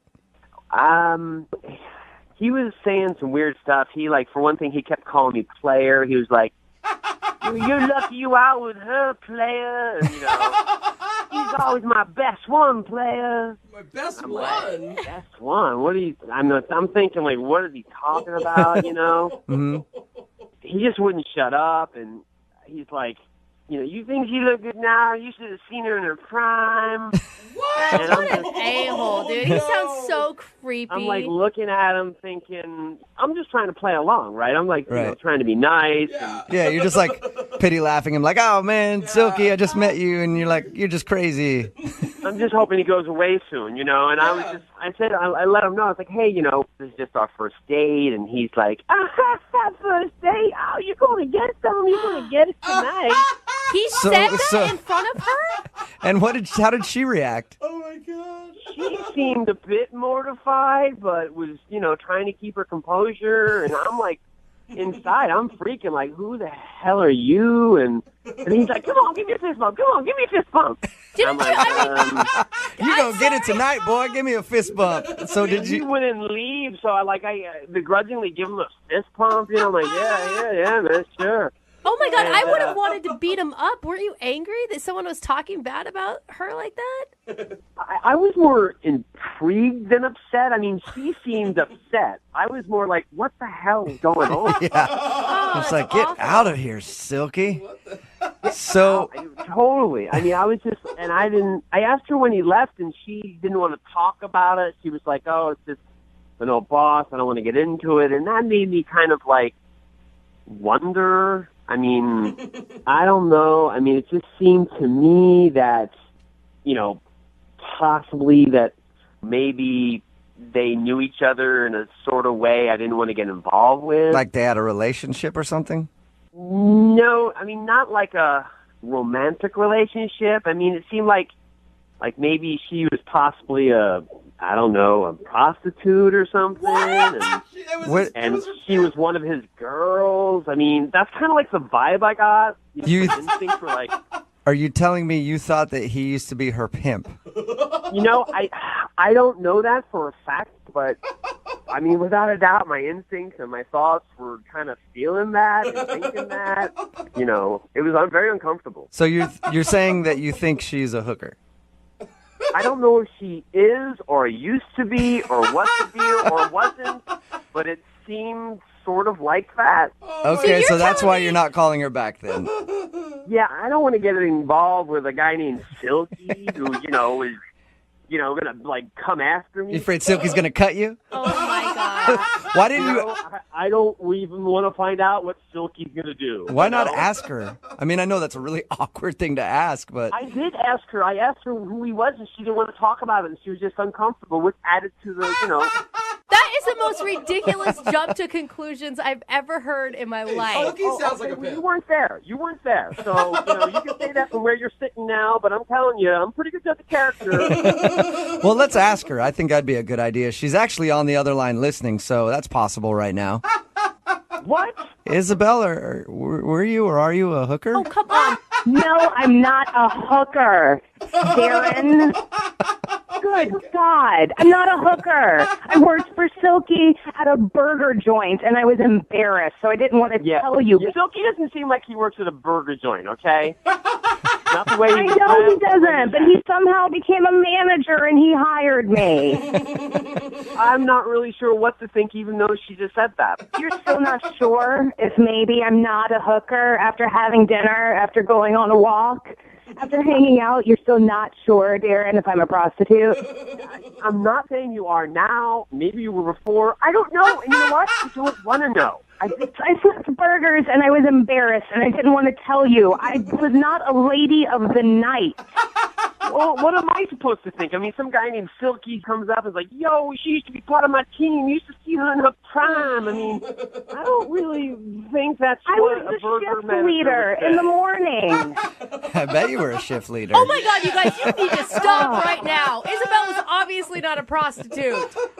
I don't know. I don't know Isabel that well. Wait, so you're saying you're going to jump in and be like, you don't know me, so I'm obviously a prostitute? I called you for help. This is ridiculous. All of you are. I'm more joking with you, Isabel. Okay. I don't know what she does. I just don't want to see Silky again. You realize that you're putting like one creepy dude that she used to know in the past personality totally on her. I have not seen Silky in 7 years, and honestly, I hope I never see him again. I mean, I run into him once, and this is a nightmare. It sounds worse than a nightmare. I'm just listen. I trust my instincts. It kind of seemed that way. I'm sorry if I got the wrong impression. It's hard not to think what I thought was Silky. So you realize now that she just worked at a burger joint. That's what I heard. Oh, my God. Darren, seriously, I work at an architecture firm. That guy was my manager at a burger joint.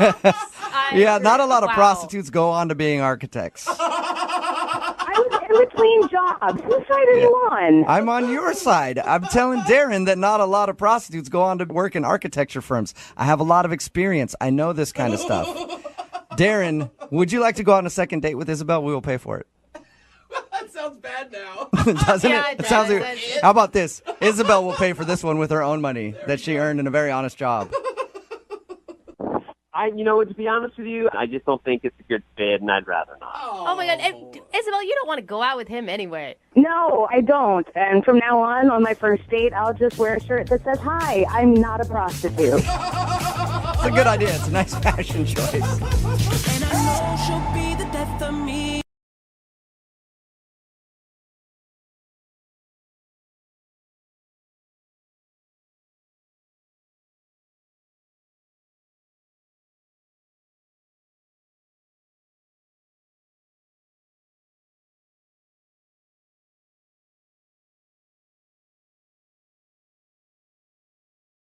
Need LASIK? Trust the experienced team at the LASIK Center at Evergreen Eye Center. No glasses, no contacts, no limits. What will you do? LASIK at evergreen.com. Moving 92.5. Brooke and Jubal's second date update. How does that Marilyn Monroe quote go that every single Instagram model posts on their account at least 3 times a month? Is if you can't handle me at my worst, you don't deserve me at my best. Yeah, like you didn't know it. That's AKA, cute, Jubal. I'm crazy. But anyway, Russell, who's on the phone for a second date update today, definitely met the girl that he wants to call at his worst. I think actually they were probably both at their worst. Really? I read your email, Russell, and the one thing that I thought was hilarious is how you guys met. Yeah, that was a good story. I've never met anybody like that before. I can't wait to hear it. What happened? We both actually met at a Slurpee machine in a 7-Eleven. Oh, already the romance. Yeah, it was great. Not what I expected for the day, but we were both super hungover. We both had crazy nights the night before, and we were just like, I need a Slurpee. I think that's the only time I really have Slurpees anymore. I feel like I should try those as hangover cures from now on. You can actually drink with them too, just so you know. Put vodka in Okay, them. let's Anyway. slow it down. So what happened at the Slurpee machine? Like you bumped into each other and it was like one of those rom-coms? So we were both craving these Slurpees, and the Slurpee machine was broken.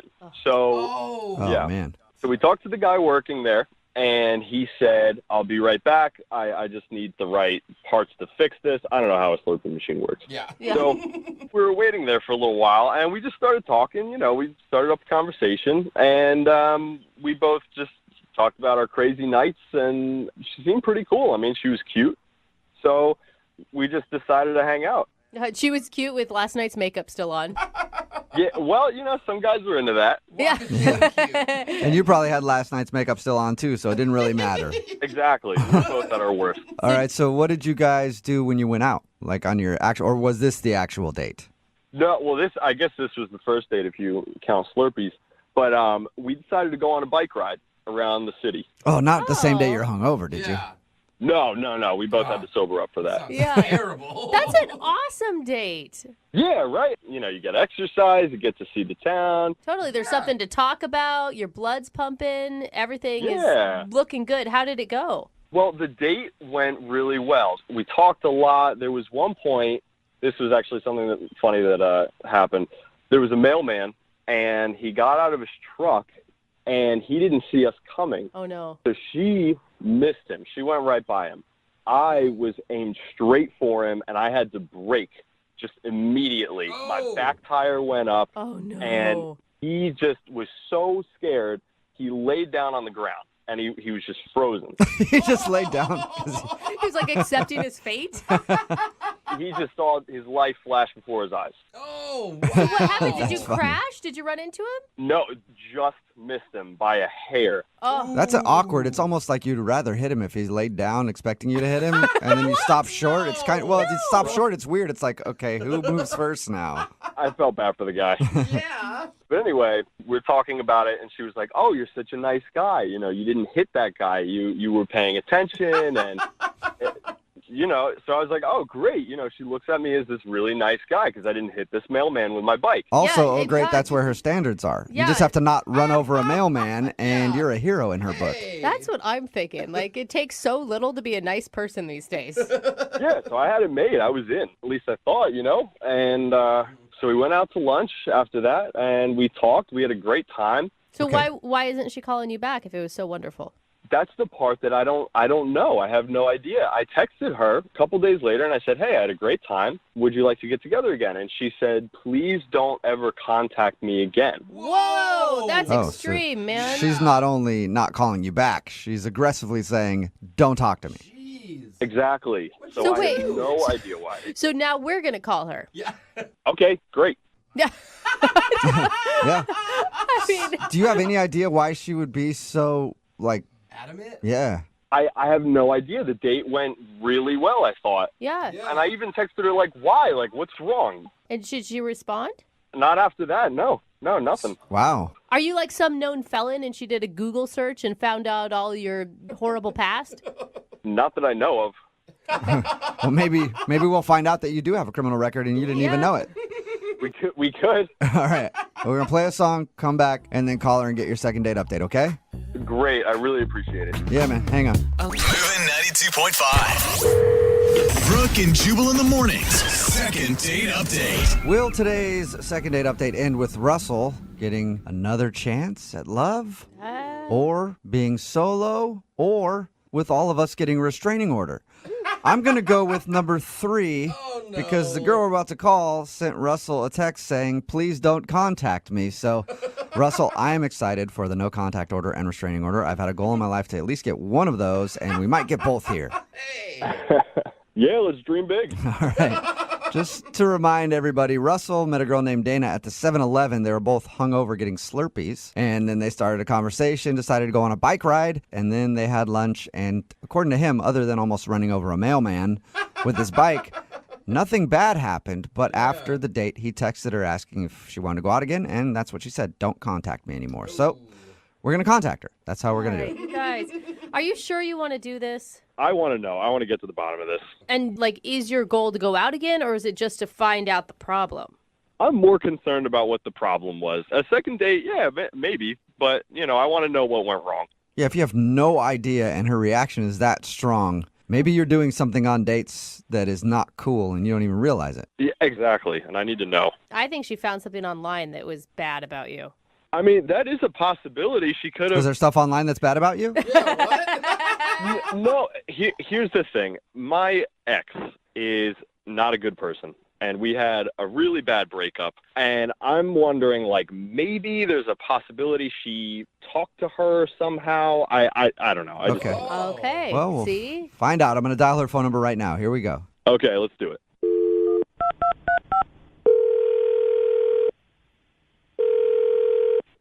Hello? Hi, may I speak to Dana, please? Yes. Is this Dana? Dana?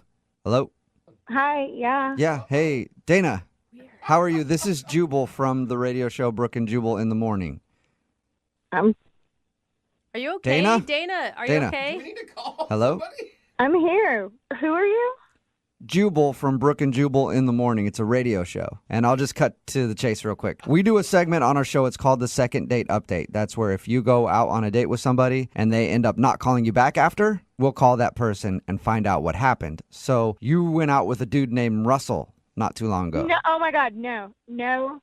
I don't want anything to do with him. Okay. Well, we my know. God, wait, no, hold Dana. on, We know. Dana. We know that you don't want anything to do with him because you sent him a text message telling him that. But Russell's really confused at what he did. That's the problem. I just don't want anything to do with him. That Okay. was a serious reaction, though. Are you, like, scared of him? I don't know why, he doesn't take no for an answer. I just, like, I don't want, I don't agree with, you know. Dana, here's the thing. He will take no for an answer if you can give us a reason. He's just confused because, according to him, your date was awesome and there was nothing wrong. And then right after, you seemed like you were pissed at him. So he just wants to know what's up. Well, look, yes, the date was good, but, like, the really good ones always turn out, you know, like, rotten in the end, so. Did you find, okay, this is my guess. You found something online about this guy. He swears that he's not a convicted felon or something. No, I didn't have to go online. He flat out told me. He told you that he's a convicted felon? No, it's, like, way worse than that.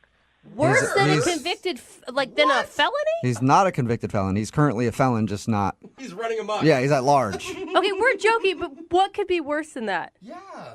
I'm surprised that you don't already know since you say you already talked to him. So We did, but he sounded pretty normal, and his description of your date sounded pretty normal, but... I mean, if anything, you don't obviously owe this guy anything, but no. If you told us we could get the word out to other people who may go out with him. That actually would be helpful. Yeah. Okay, so what is it about Russell that makes him so evil? Look, he told me just, you know, casually that he works with nuclear weapons and he takes them all around the country, and I don't know if he manufactures them, and he works with nuclear weapons somehow. And, you know, like, I'm 100% against mass destruction, and I can't, I just can't. I'm sorry. I don't know a lot about the nuclear weapon game, but I don't think you could just travel around the country and sell them. I haven't met a traveling nuclear bomb salesman yet. It's not a vacuum. Well, he'll tell you. If you keep talking to him, he'll just tell you. I mean, okay, wait, hold on, though. I mean, that's great that you're anti-war, pro-peace, but why wouldn't you just tell him that? It's a first date. He flat out tells me I don't agree with it. Like, why can't I just leave? Like, get the hell out of there. Okay, so Well, I mean, that's you what can, you did. but- And are you sure he's, like, selling nuclear weapons? He told me. He said those words himself. That he sells nuclear weapons. I don't know exactly, like, if he sells them, if he makes them, if he promotes them. I don't know. But he said nuclear weapons, and I'm out. I know a good way to find out, Dana, because Russell is actually on the other line listening to this conversation right now and wants to talk to you. Excuse me? Dana, this is Russell. No, oh my God. What are you talking about? Nuclear Nobody weapons? told me that he was on the other line. I know. told you I didn't want anything to do with him. I have a bad memory. I have such a bad memory. Dana, what are you talking about? Nuclear weapons? Russell, you said that you work with nuclear weapons. I heard the words come out of your mouth. Wait, back up for a second. I don't know what you're talking about, nuclear weapons. Where'd you get this idea? From you. You said it. I work for a marketing company. What are you talking about? What? You work for a marketing company? And you guys sell nukes? What? That's an intense marketing plan. Either you guys had a really big miscommunication or you're doing something on the side that you're not coming clean about right now, Russell. I work for it's basically a PR company. We go around and we shop to companies and, to expand their markets, whatever they do. That's a complete and total lie. You are changing your story. You're making it sound because we're talking to these people, but I heard you. The words came out of your mouth. You work for this company. It's like nuclear ideas. You take them places. I don't know all the small, little, tiny details about it. All I need to know is that you work with nuclear things, okay, and that is not okay with me. What? This is a huge misunderstanding. The name of my company is called Nuclear Ideas. Like 3 words? Wait, did you say nuclear, like as in brand new and not vague? Yes, exactly. Oh, my God. New space clear. Dana, are you still there? Yeah. Did you hear that? Yes, I heard him again. He said nuclear. Wait, do you not believe him? It's nuclear ideas. Yes, nuclear ideas. No. Like, you buy a brand new car, and the water's so clear. Yes. Dana, it's not nuclear as in bombs. It's new clear ideas. Oh my God. We propose new ideas that are clear to companies. Oh my God, Dana. I can't believe it. So you don't work with bombs? No, Not in the slightest. I agree with you. I don't like war. I don't support that. I don't do anything involved with that at all. Oh my God, Dana, what are you feeling right now? I feel like he needs to like pronounce his words better. I don't think this one's on him. I feel like you probably should have known he wasn't talking about bombs based on subject matter. Oh my God. Far out there. Oh, I feel so sheepish. You were so fired up. I'm embarrassed. Are you sure, Russell? You really don't work with war stuff? I don't work with war stuff, Dana. I'm 150% positive. Oh my God. I feel so stupid right now. It's okay. Dana, would you like to go out with Russell on a second date? We will pay for it. He will not. Now that you know he's not making nuclear bombs in his basement or whatever. Yeah. I mean, that was the only thing. I mean, it was a pretty big thing, except it's not real. Yeah. I don't think nuclear bomb salesmen are really like not a profession. Yeah. I mean, when he said it, I knew it sounded stupid, but like I should have asked more questions, but I just like jumped to a conclusion and nah. Okay, so Russell, you want to go on another date with her? You know what? In the beginning of all this, I would have said yes, but you learn a lot about someone on a first date, and I've learned even more after this experience about her temperament and communication skills. So I don't think it's a good idea. No. So we got you a second date, and now you're turning it down. After this, yeah. Now that's the bomb that I didn't expect. What are you doing? After all that. It was just the overreaction was fierce. Oh. But wait a minute. It was clearly a mistake. Listen, we can be friends. Ooh, friends. But I just don't think it's a good idea for me to be matched up with you on a romantic level. I just don't see it. Wow. Okay. Yeah. It's an awkward ending, isn't it? It is. I don't even know what to say. Dana, thank you for your time. Yeah, I guess mistakes happen, but Well, yep. All right. Well, sorry, guys. No, it's fine, Russell. Way to bring the mood down, though. Brooke and Jubal in the morning. Text in at 78592. It says Russell dodged a bullet. Correction, he dodged a nuclear bomb. Oh, gosh. It's Brooke and Jubal in the morning talking about the second date update. If you missed it, this dude, Russell, wanted to call Dana. They went out on a date. Everything seemed fine. After the date, though, she texted him and said, never contact me again. So, of course, he did the right thing. Had us contact her for a second date update. But we got to the bottom of the problem. She is against war and all things war. Mm-hmm. And she thought Russell was somebody who sold nuclear weapons. But Russell works for a company called Nuclear Ideas, and she heard nuclear ideas, and that's why she said never contact me, because she thought he was some sort of international arms dealer or something. I could see where the name sounds like nuclear. I get that. Totally. Yeah. But why wouldn't you have a further conversation? I mean, if someone told you that they were dealing with nuclear bombs, I'd have all sorts of questions. I definitely right? would want to find out more about that. Even if I was against it, I'd be like, whoa, I've never met somebody who goes door to door and sells nuclear bombs before.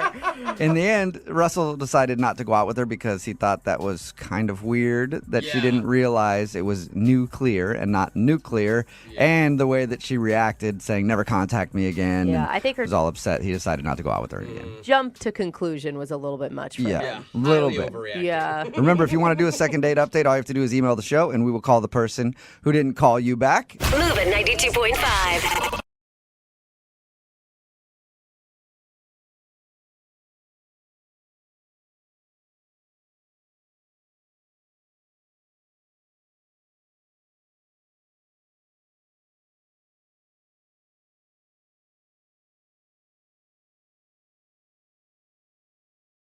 We've never done this before. A guy named Nick reached out to us for a second date. Okay. The strange part is, he says he's never even went out on a date with this girl to begin with.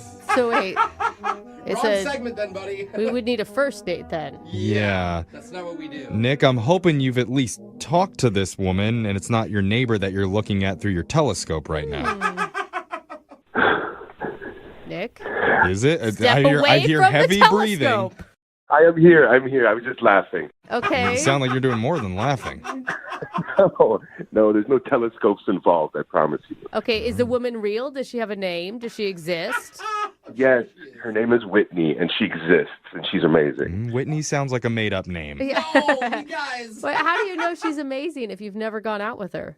We've never met in person, but we have met and communicated a lot online. Okay, there's a lot of people, I use that in air quotes, online that aren't real in real life. Right. No, I know she exists. Like, we have FaceTimed. We've had extensive communication online where we've actually seen each other. So why aren't you going on a date with her? Well, because she lives in a different state. We didn't tell us that, Oh, Nick. yeah. That's very important information at the beginning. Maybe lead off with that. Yeah. Well, I mean, honestly, guys, I really felt like I was falling in love with this girl. Ooh, that's Okay, so cute. But no, whoa. You're falling in love with this girl? You haven't even seen her. on FaceTime Yeah, I've he seen has. her. I mean, I've seen her. We FaceTimed. I was so connected with this woman. Like, we have very similar, like, families. We both have sisters. We both have similar holiday things that we do. Like, Well, hold on. I hear that she has a sister. He has a sister. Sounds like they connected. That's love right there. I don't know. Okay, I don't you know if the what? You're sisters right. have anything to do with There's a it, common but bound. You guys don't know. Get the marriage documents ready. You guys both have sisters. I think that it's romantic and that it's refreshing that you were connected to a woman on a much bigger level than just a physical Yeah, one. 5G level. For real. I was planning on flying her out or flying out to see her. That was the next step, but things just haven't been the same for a bit. So things aren't really working out the way I had wanted. So that's why I contacted you guys.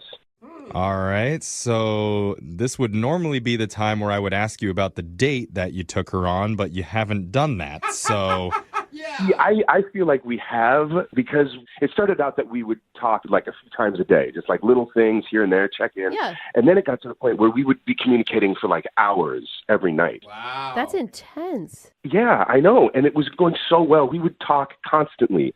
And it was great like that for about like 3 weeks, I would say. And then she started not responding as quickly. Yeah. And then she wasn't like, we weren't talking every night. there must be something that you have done during these conversations that has turned her off. No. Well, the last photo I sent her, I took a photo of my breakfast, and it was like 2 heart-shaped pancakes that I made, and then I kind of spelled out like "I love you" and bacon.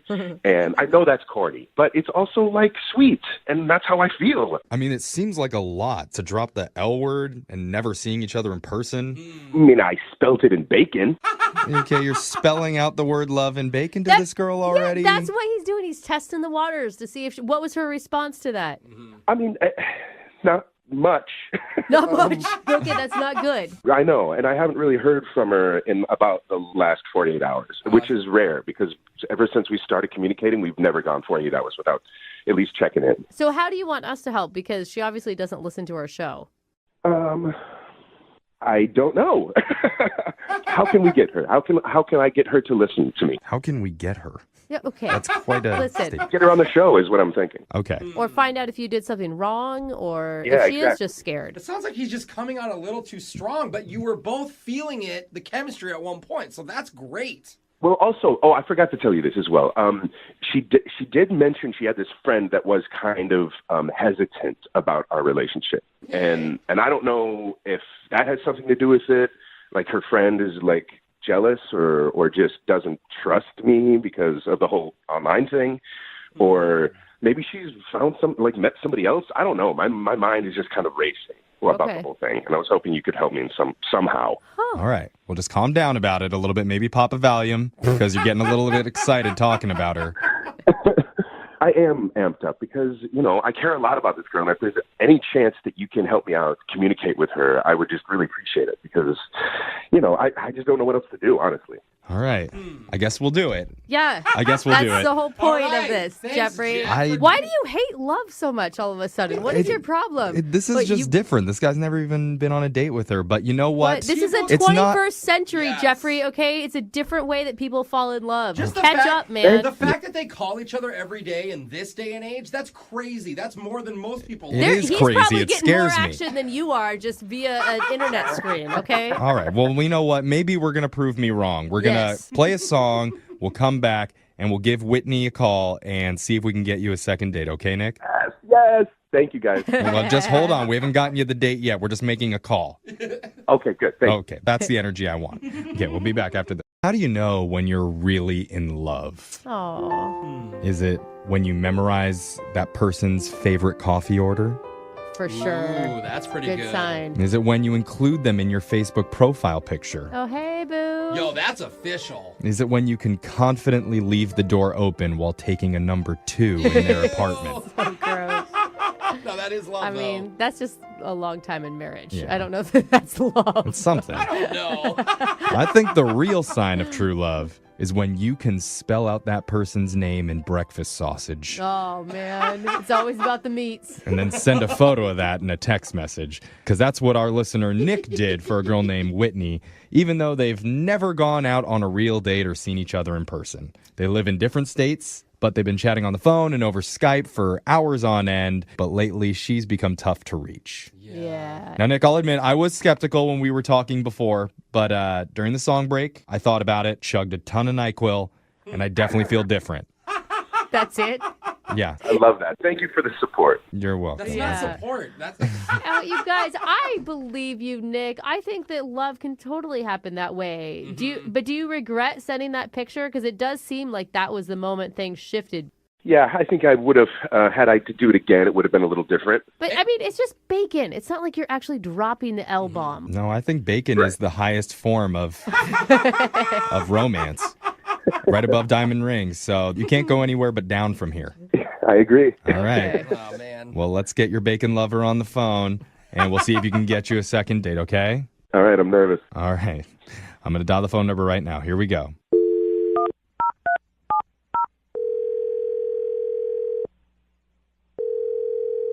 Hello? Hi, can I speak to Whitney, please? This is her. Hi, Whitney. My name's young Jeffrey. I work for the radio. What is this about? This is about you. Well, obviously. Oh my God. Okay. Sorry. Did I win something? No, you didn't win. Well, maybe you won something, in a way. Maybe. Yeah, you've probably never heard our show, Whitney. We're in a different city than you. Different state, actually. So why are you calling me then? We're calling you because we do something on our show called a second date. Okay. I'm guessing you don't know what that is, but basically, when one of our listeners needs help figuring out why they're not getting a call after a date, we're willing to do that for them. And we're calling on behalf of a guy named Nick. Do you remember going out with Nick? But they never really went out. Oh, so right. that doesn't That's really right. count. Yeah. This is so different than what we normally do. I've totally screwed this up. So you've been chatting recently with someone named Nick. And it feels like you guys have been on quite a few dates because of how much time you've spent online together. All right. What did he say about me? He said he loves you. No, he didn't say it like that. Down. He sent a picture to you in bacon. He thought everything was going well. Yes. He felt like he's never connected to somebody like he connects with you, and he was really excited about it. And now you're not calling him back after he sent one simple picture of I love you spelled out in bacon, and he's wondering if he freaked you out. Well, to be honest, the bacon message was definitely a little overwhelming. Okay. But, I was falling for him, too. See, Jeff? So you were on board. How come you didn't bacon text him back then? Well, I talked to my friend, and my friend's always someone that, gives me really good advice. And so I just need to pull back for a minute. I'm not Yeah. Well, who is this friend? Is it a guy or a girlfriend? It's actually like my very trusted stuffed animal that I've had for a long time. And it's like my inner self tells me, if things are okay or not. Wait, What? are you joking right now? Is this a joke? You want to talk to her? Wait, Wait, hold Whitney, on. Whitney, are you joking? No, it's kind of like how Mr. Rogers does it, you know? Oh, Mr. Rogers does it. Yeah, you don't remember having the little puppets and... You have a puppet friend that's telling you not to date a guy? Yeah, it's Sparkle. I've had her for many years. Put Sparkles on the phone. We'd love to chat with her. Hi, this is Sparkle. Hi, Sparkles. Hello. Oh my God, I don't know. But Sparkles, wait, why don't you like Nick? Because he might not like me. He might throw me away and I never see Whitney ever again. I thought it was a doll. Okay, this is yeah. Hold Sparkles, you do realize that Whitney deserves to be loved and that Whitney won't let you be thrown away, right? I'm doing this. I thought it was a doll. If he likes Whitney, he has to keep me too. Okay. Hey, Sparkles, have you ever met Nick before? Does Nick know about you? I don't think Nick knows about me. If he knows about me, he might throw me away. Okay. You haven't told? So Dating online is so weird. Wait, so... I think we need Whitney back on the phone. Yeah, let's talk to Whitney again, please. Oh, Jeff is so mad. Whitney. Hello? Is this Whitney? Who's this? This is Whitney. I thought it was another doll for a second. Whitney. Have you told Nick about Sparkles? No, I haven't told him about Sparkle. I can't imagine why, but I'm sure Nick would like to know about Sparkles. Maybe Sparkles and Nick should have a conversation so that you guys can actually go out, don't you think? No. It's definitely a possibility. Well, we are giving you that chance because we didn't tell you this, but Nick has been on the other line listening, and he heard everything that you and Sparkles said, and he wants to talk to you both, I guess. Oh. Nick? Does he want to talk to her? Yeah, is he still there? He probably hung up. Nick, Nick, are you there? Nick. Yeah, I'm here. Hey. Wow, just I have a lot of questions. Yeah. Sparkle is just basically like my inner voice, you know? Yeah, Whitney is okay with you guys going out, but Sparkles has an issue. Right, and maybe, Nick, you should talk to Spark. Could we get Sparkles back on the phone so Nick can have a conversation with Sparkles, and then maybe they can work something out? No, stop. I don't know if I'm ready for that. Okay, wait, Nick, I mean, when she explains it like that it's just basically she's having an inner dialogue with herself that comes out, does that sit okay with you? I understand that. I think we all have that, but most of us kind of keep it internal. That's a good way to put it. And a lot of people still have stuffed animals and blankets from their childhood. I still have a baby blanket. Sure. Brooke has stuffed animals. Yeah, I sleep with stuffed animals every night. They don't talk to me very often, but my stuffed animals were okay with me starting a relationship and getting married. And now she's married. And trust me, Whitney, my husband has tried to throw these things out many times, and I have just stopped that. You can do that in your relationship. Honestly, I wouldn't go out with you, Nick, if you wouldn't accept Sparkles. Yeah. Okay. Do other people know about Sparkles? I don't show Sparkles to everybody, only those that I trust. Oh my God, Nick. So that's a compliment, Wait, Nick. Whitney, the entire time you were talking about your friend, you were referring to Sparkles? Yeah. Oh, right. Okay. Wow. So Sparkles is the friend that is not okay with Nick and Whitney being together. Well, maybe... Yeah, I'm not sure about Nick. I'm just not sure. Wait, hold on. Is this Sparkles on the phone again? Duh. Okay. Hi, this is Sparkles. Hey, Sparkles. Oh my gosh. Do it. You have to do it. I don't even know how to do this. You got to do Who it. do you ask? I mean, Sparkles is on the phone. I think we start with Sparkles, then we go to Whitney. All right. Sparkles, here's the deal. That's the hard one. Nick really wants to go out with Whitney, so if you'll let her, we would pay for Whitney and Nick to go out on a date, if it's okay with you. As long as I can be there, it's okay. Okay. All right. That's a yes. We got our first yes. Now, Whitney, Sparkles has signed off on the relationship. Will you go out with Nick one more time? We'll pay for it. Or for the first time, we'll pay for it. Okay, wow, yeah. I'm surprised that Sparkles is okay with it, and I am on board with it. Okay. All right. Well, that's some excitement. How is she surprised? We did it. Okay. Nick, Yeah, Nick, congratulations. you got a second date or a first date. Let's pump the brakes a little bit, I think. Why? Do you have a friend that's a little bit hesitant about this too? Do we need to get him on the line? I think that maybe we had been rushing it a little bit. Oh. And I think with this new information, I think maybe staying on as like friends on the phone and chatting, I think that's probably... Sparkles don't like friends. Oh, okay. Sparkles, I'm sorry. This is just how I'm feeling. I can't believe I'm talking to Sparkles right now, but I am. And can I talk to Whitney again? Yeah, this is Whitney. What's your problem with Sparkles? I mean, I could really get into it, but I think maybe that's a conversation for a later date. So are you telling me that you're going to tell Sparkles I love you and bacon too? Because, I mean, honestly, that would be helpful for you. Oh, win her. I don't think I'll do that. Nick, Sparkles angry with you. Uh-oh. No. Yeah, don't face the rage of Sparkles. I think we need to hang up. Yeah. Sorry, we couldn't get you a date there, Nick. Okay, good luck. That is quite all right. I learned a lot, and that's the most important thing, I think. Yeah. Yeah, you're never online dating again. Uh-huh. I don't think so. Yeah.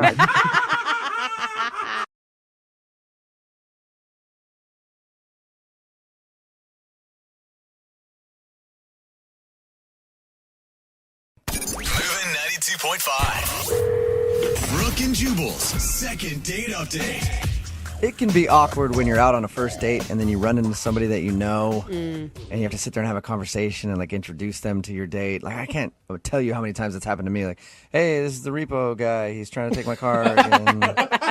And then I have to have a long conversation with him like, hey, sir, could you not take my car? I'm on a date. This is my date. And then they get introduced and it's just awkward. Yeah. Well, the girl who wants to do a second date update today had an awkward run-in on her first date, and that's why she thinks she's not getting a call back. Her name is Isabel. Hello, Isabel. Hi. How are you?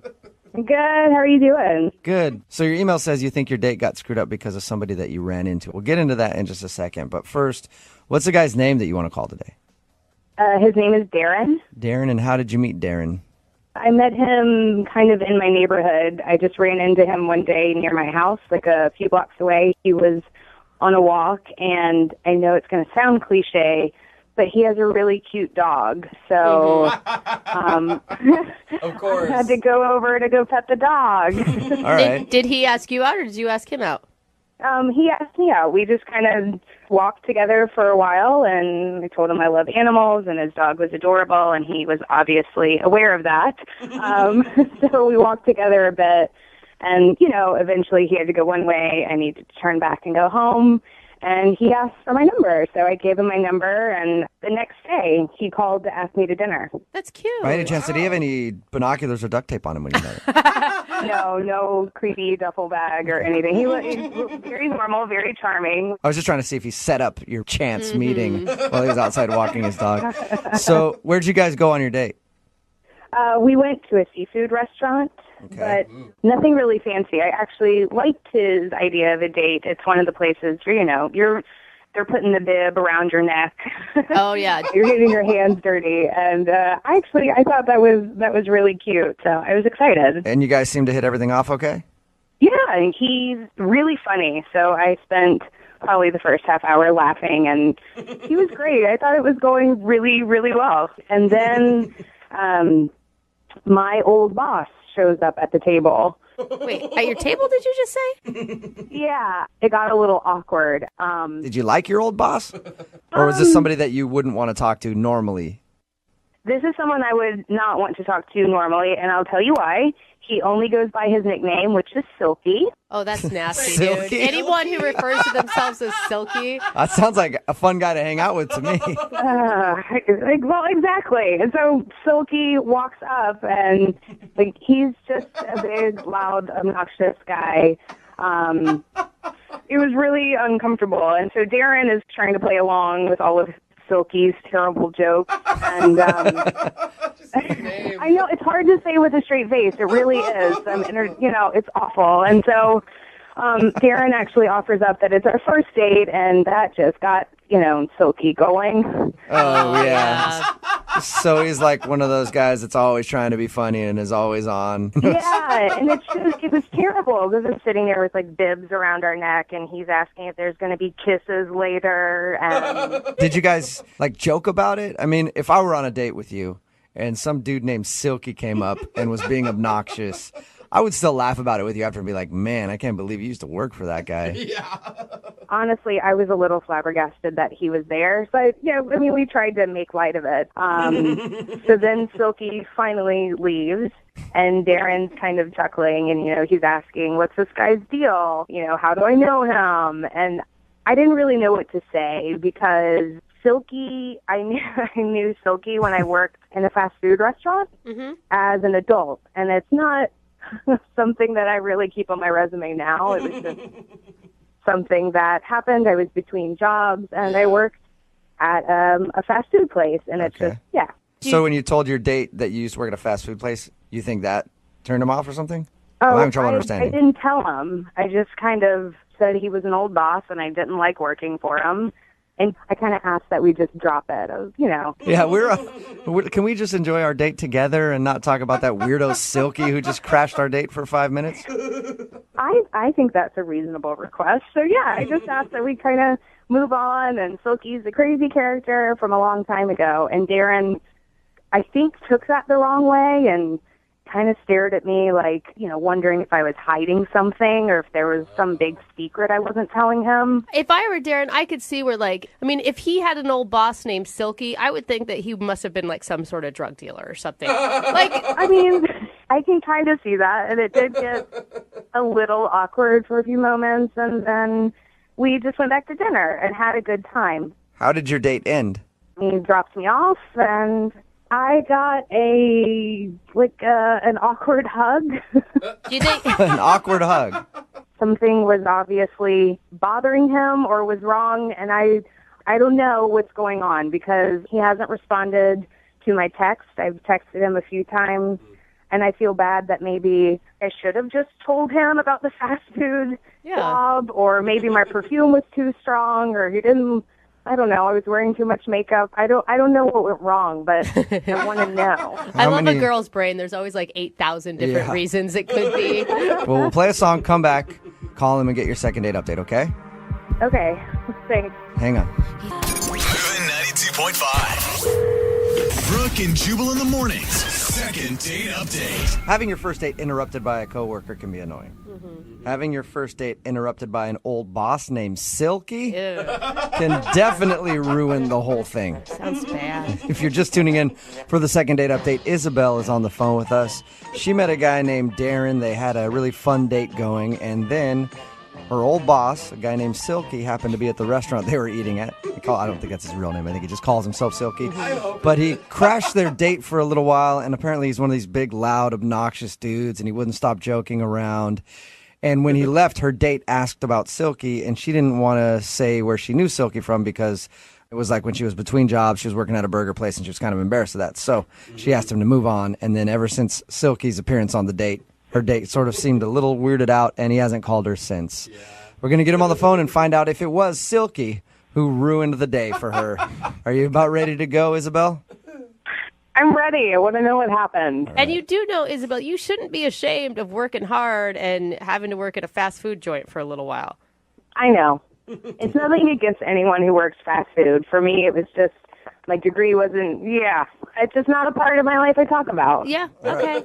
I'm going to dial the phone number right now, and I'm hoping that the guy you went out with, Darren, doesn't answer. I'm hoping Silky answers, because I'm curious about that guy more than I am about Darren, honestly.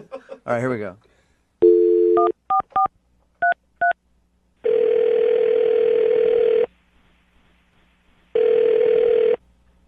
Hello? Hi, can I speak to Darren, please? Is this Darren? Hey, Darren, how are you? This is Jubal from Brooke and Jubal in the morning. Okay. I'm sorry, I don't know you. I know you. I know you, Darren. Oh, that's not creepy. Sort of. Whoa, who is that? Sorry, this is Jubal from Brooke and Jubal in the Morning. It's a morning radio show. One of our listeners actually emailed us to see if we could get you on the phone. Why?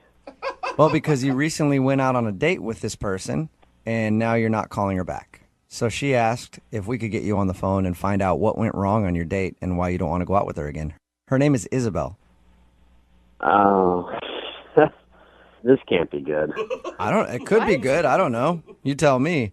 Isabel wants to know why you're not calling her back. She says she's tried to text you a few times since you guys went out and has heard nothing from you. You know, it's just not something I really want to pursue or get into. Or She told us about the date. Can I just at least kind of tell you what she was saying? She told you about our date? Yeah. She told us all about how you guys went out to the seafood place, like a crab shack type place. Okay. And she... Oh, my God, that's weird. She said she really enjoyed it, by the way. The food? Yeah. The food, the company. She said she liked you a lot. I'll tell you why she thinks she's not getting a call back, and maybe you can just tell me if I'm wrong or right, okay? Uh-huh. She says that during your date, you were interrupted for a little while by her ex-boss, a guy that calls himself Silky, and he sounds like quite the character. Oh, so she told you about Silky, huh? She did. She told us about good old Silky. She said it was a really weird experience because he came up and he was obnoxious. Yeah, he's a weird dude. I mean, he's very animated and all over the place. And he said a couple of things that made me kind of wonder how well they know each other and stuff, and I just... Or do you mean you think it went deeper than a work relationship? He was saying some weird stuff. He, for one thing, he kept calling me player. He was like, you're lucky you out with her, player. And, he's always my best one, player. My best one? Like, best one? What are you... I'm thinking, what is he talking about, Mm-hmm. He just wouldn't shut up, and he's like, you think she look good now? You should have seen her in her prime. What? What an a-hole, dude. He sounds so creepy. I'm looking at him thinking, I'm just trying to play along, right? I'm trying to be nice. Yeah, you're just pity laughing him oh man, Silky, I just met you and you're just crazy. I'm just hoping he goes away soon, and I let him know, I was like, hey, this is just our first date, and he's like, first date? Oh, you're going to get some, you're going to get it tonight. He said that in front of her? And how did she react? Oh my God. She seemed a bit mortified, but was, trying to keep her composure, and I'm inside, I'm freaking who the hell are you? And he's like, come on, give me a fist bump. Come on, give me a fist bump. I'm like, you gonna get it tonight, boy. Give me a fist bump. So did you? He wouldn't leave, so I begrudgingly give him a fist pump. I'm like, yeah, man, sure. Oh my God, I would have wanted to beat him up. Weren't you angry that someone was talking bad about her like that? I was more intrigued than upset. I mean, she seemed upset. I was more like, what the hell is going on? Yeah. It's get out of here, Silky. So totally. I mean, I was just, and I asked her when he left, and she didn't want to talk about it. She was like, oh, it's just an old boss. I don't want to get into it. And that made me kind of wonder. I mean, I don't know. I mean, it just seemed to me that, possibly that maybe they knew each other in a sort of way I didn't want to get involved with. Like they had a relationship or something? No, I mean, not like a romantic relationship. I mean, it seemed like maybe she was possibly a prostitute or something. And she was one of his girls. I mean, that's kind of the vibe I got. You instincts were Are you telling me you thought that he used to be her pimp? I don't know that for a fact, but I mean, without a doubt, my instincts and my thoughts were kind of feeling that and thinking that. It was very uncomfortable. So you're saying that you think she's a hooker? I don't know if she is or used to be or what the deal or wasn't, but it seemed sort of like that. Okay, so that's why you're not calling her back then. Yeah, I don't want to get involved with a guy named Silky who, is, going to, come after me. You afraid Silky's going to cut you? Oh, my God. Why didn't you? I don't even want to find out what Silky's going to do. Why not ask her? I mean, I know that's a really awkward thing to ask, but I did ask her. I asked her who he was, and she didn't want to talk about it, and she was just uncomfortable, which added to the, That is the most ridiculous jump to conclusions I've ever heard in my life. Sounds like a pimp. You weren't there. You weren't there. So, you can say that from where you're sitting now, but I'm telling you, I'm pretty good at the character. Well, let's ask her. I think that'd be a good idea. She's actually on the other line listening, so that's possible right now.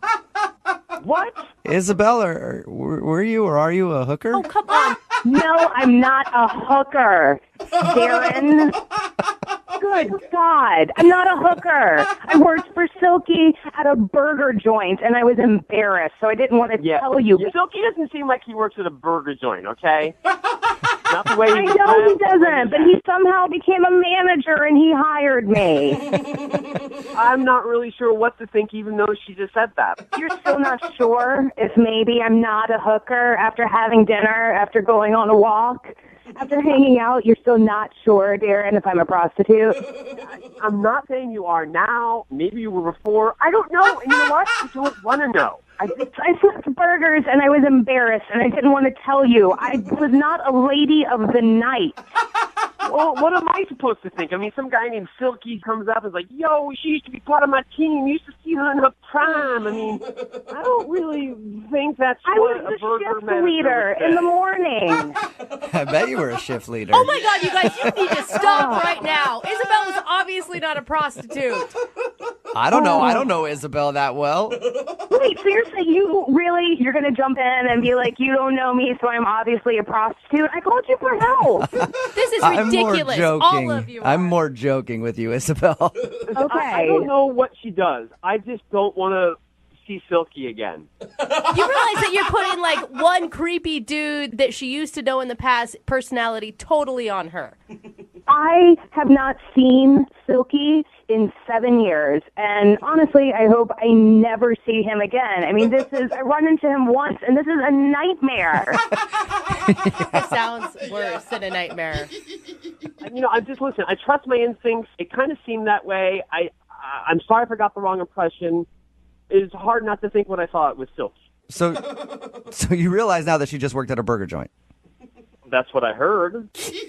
Oh, my God. Darren, seriously, I work at an architecture firm. That guy was my manager at a burger joint. Yeah, not a lot of prostitutes go on to being architects. I was in between jobs. Whose side are you on? I'm on your side. I'm telling Darren that not a lot of prostitutes go on to work in architecture firms. I have a lot of experience. I know this kind of stuff. Darren, would you like to go on a second date with Isabel? We will pay for it. That sounds bad now. Doesn't Yeah, it? it Sounds does. like, how about this? Isabel will pay for this one with her own money that she earned in a very honest job. To be honest with you, I just don't think it's a good fit, and I'd rather not. Oh my God. And, Isabel, you don't want to go out with him anyway. No, I don't. And from now on my first date, I'll just wear a shirt that says, "Hi, I'm not a prostitute." It's a good idea. It's a nice fashion choice. And I know she'll be the death of me.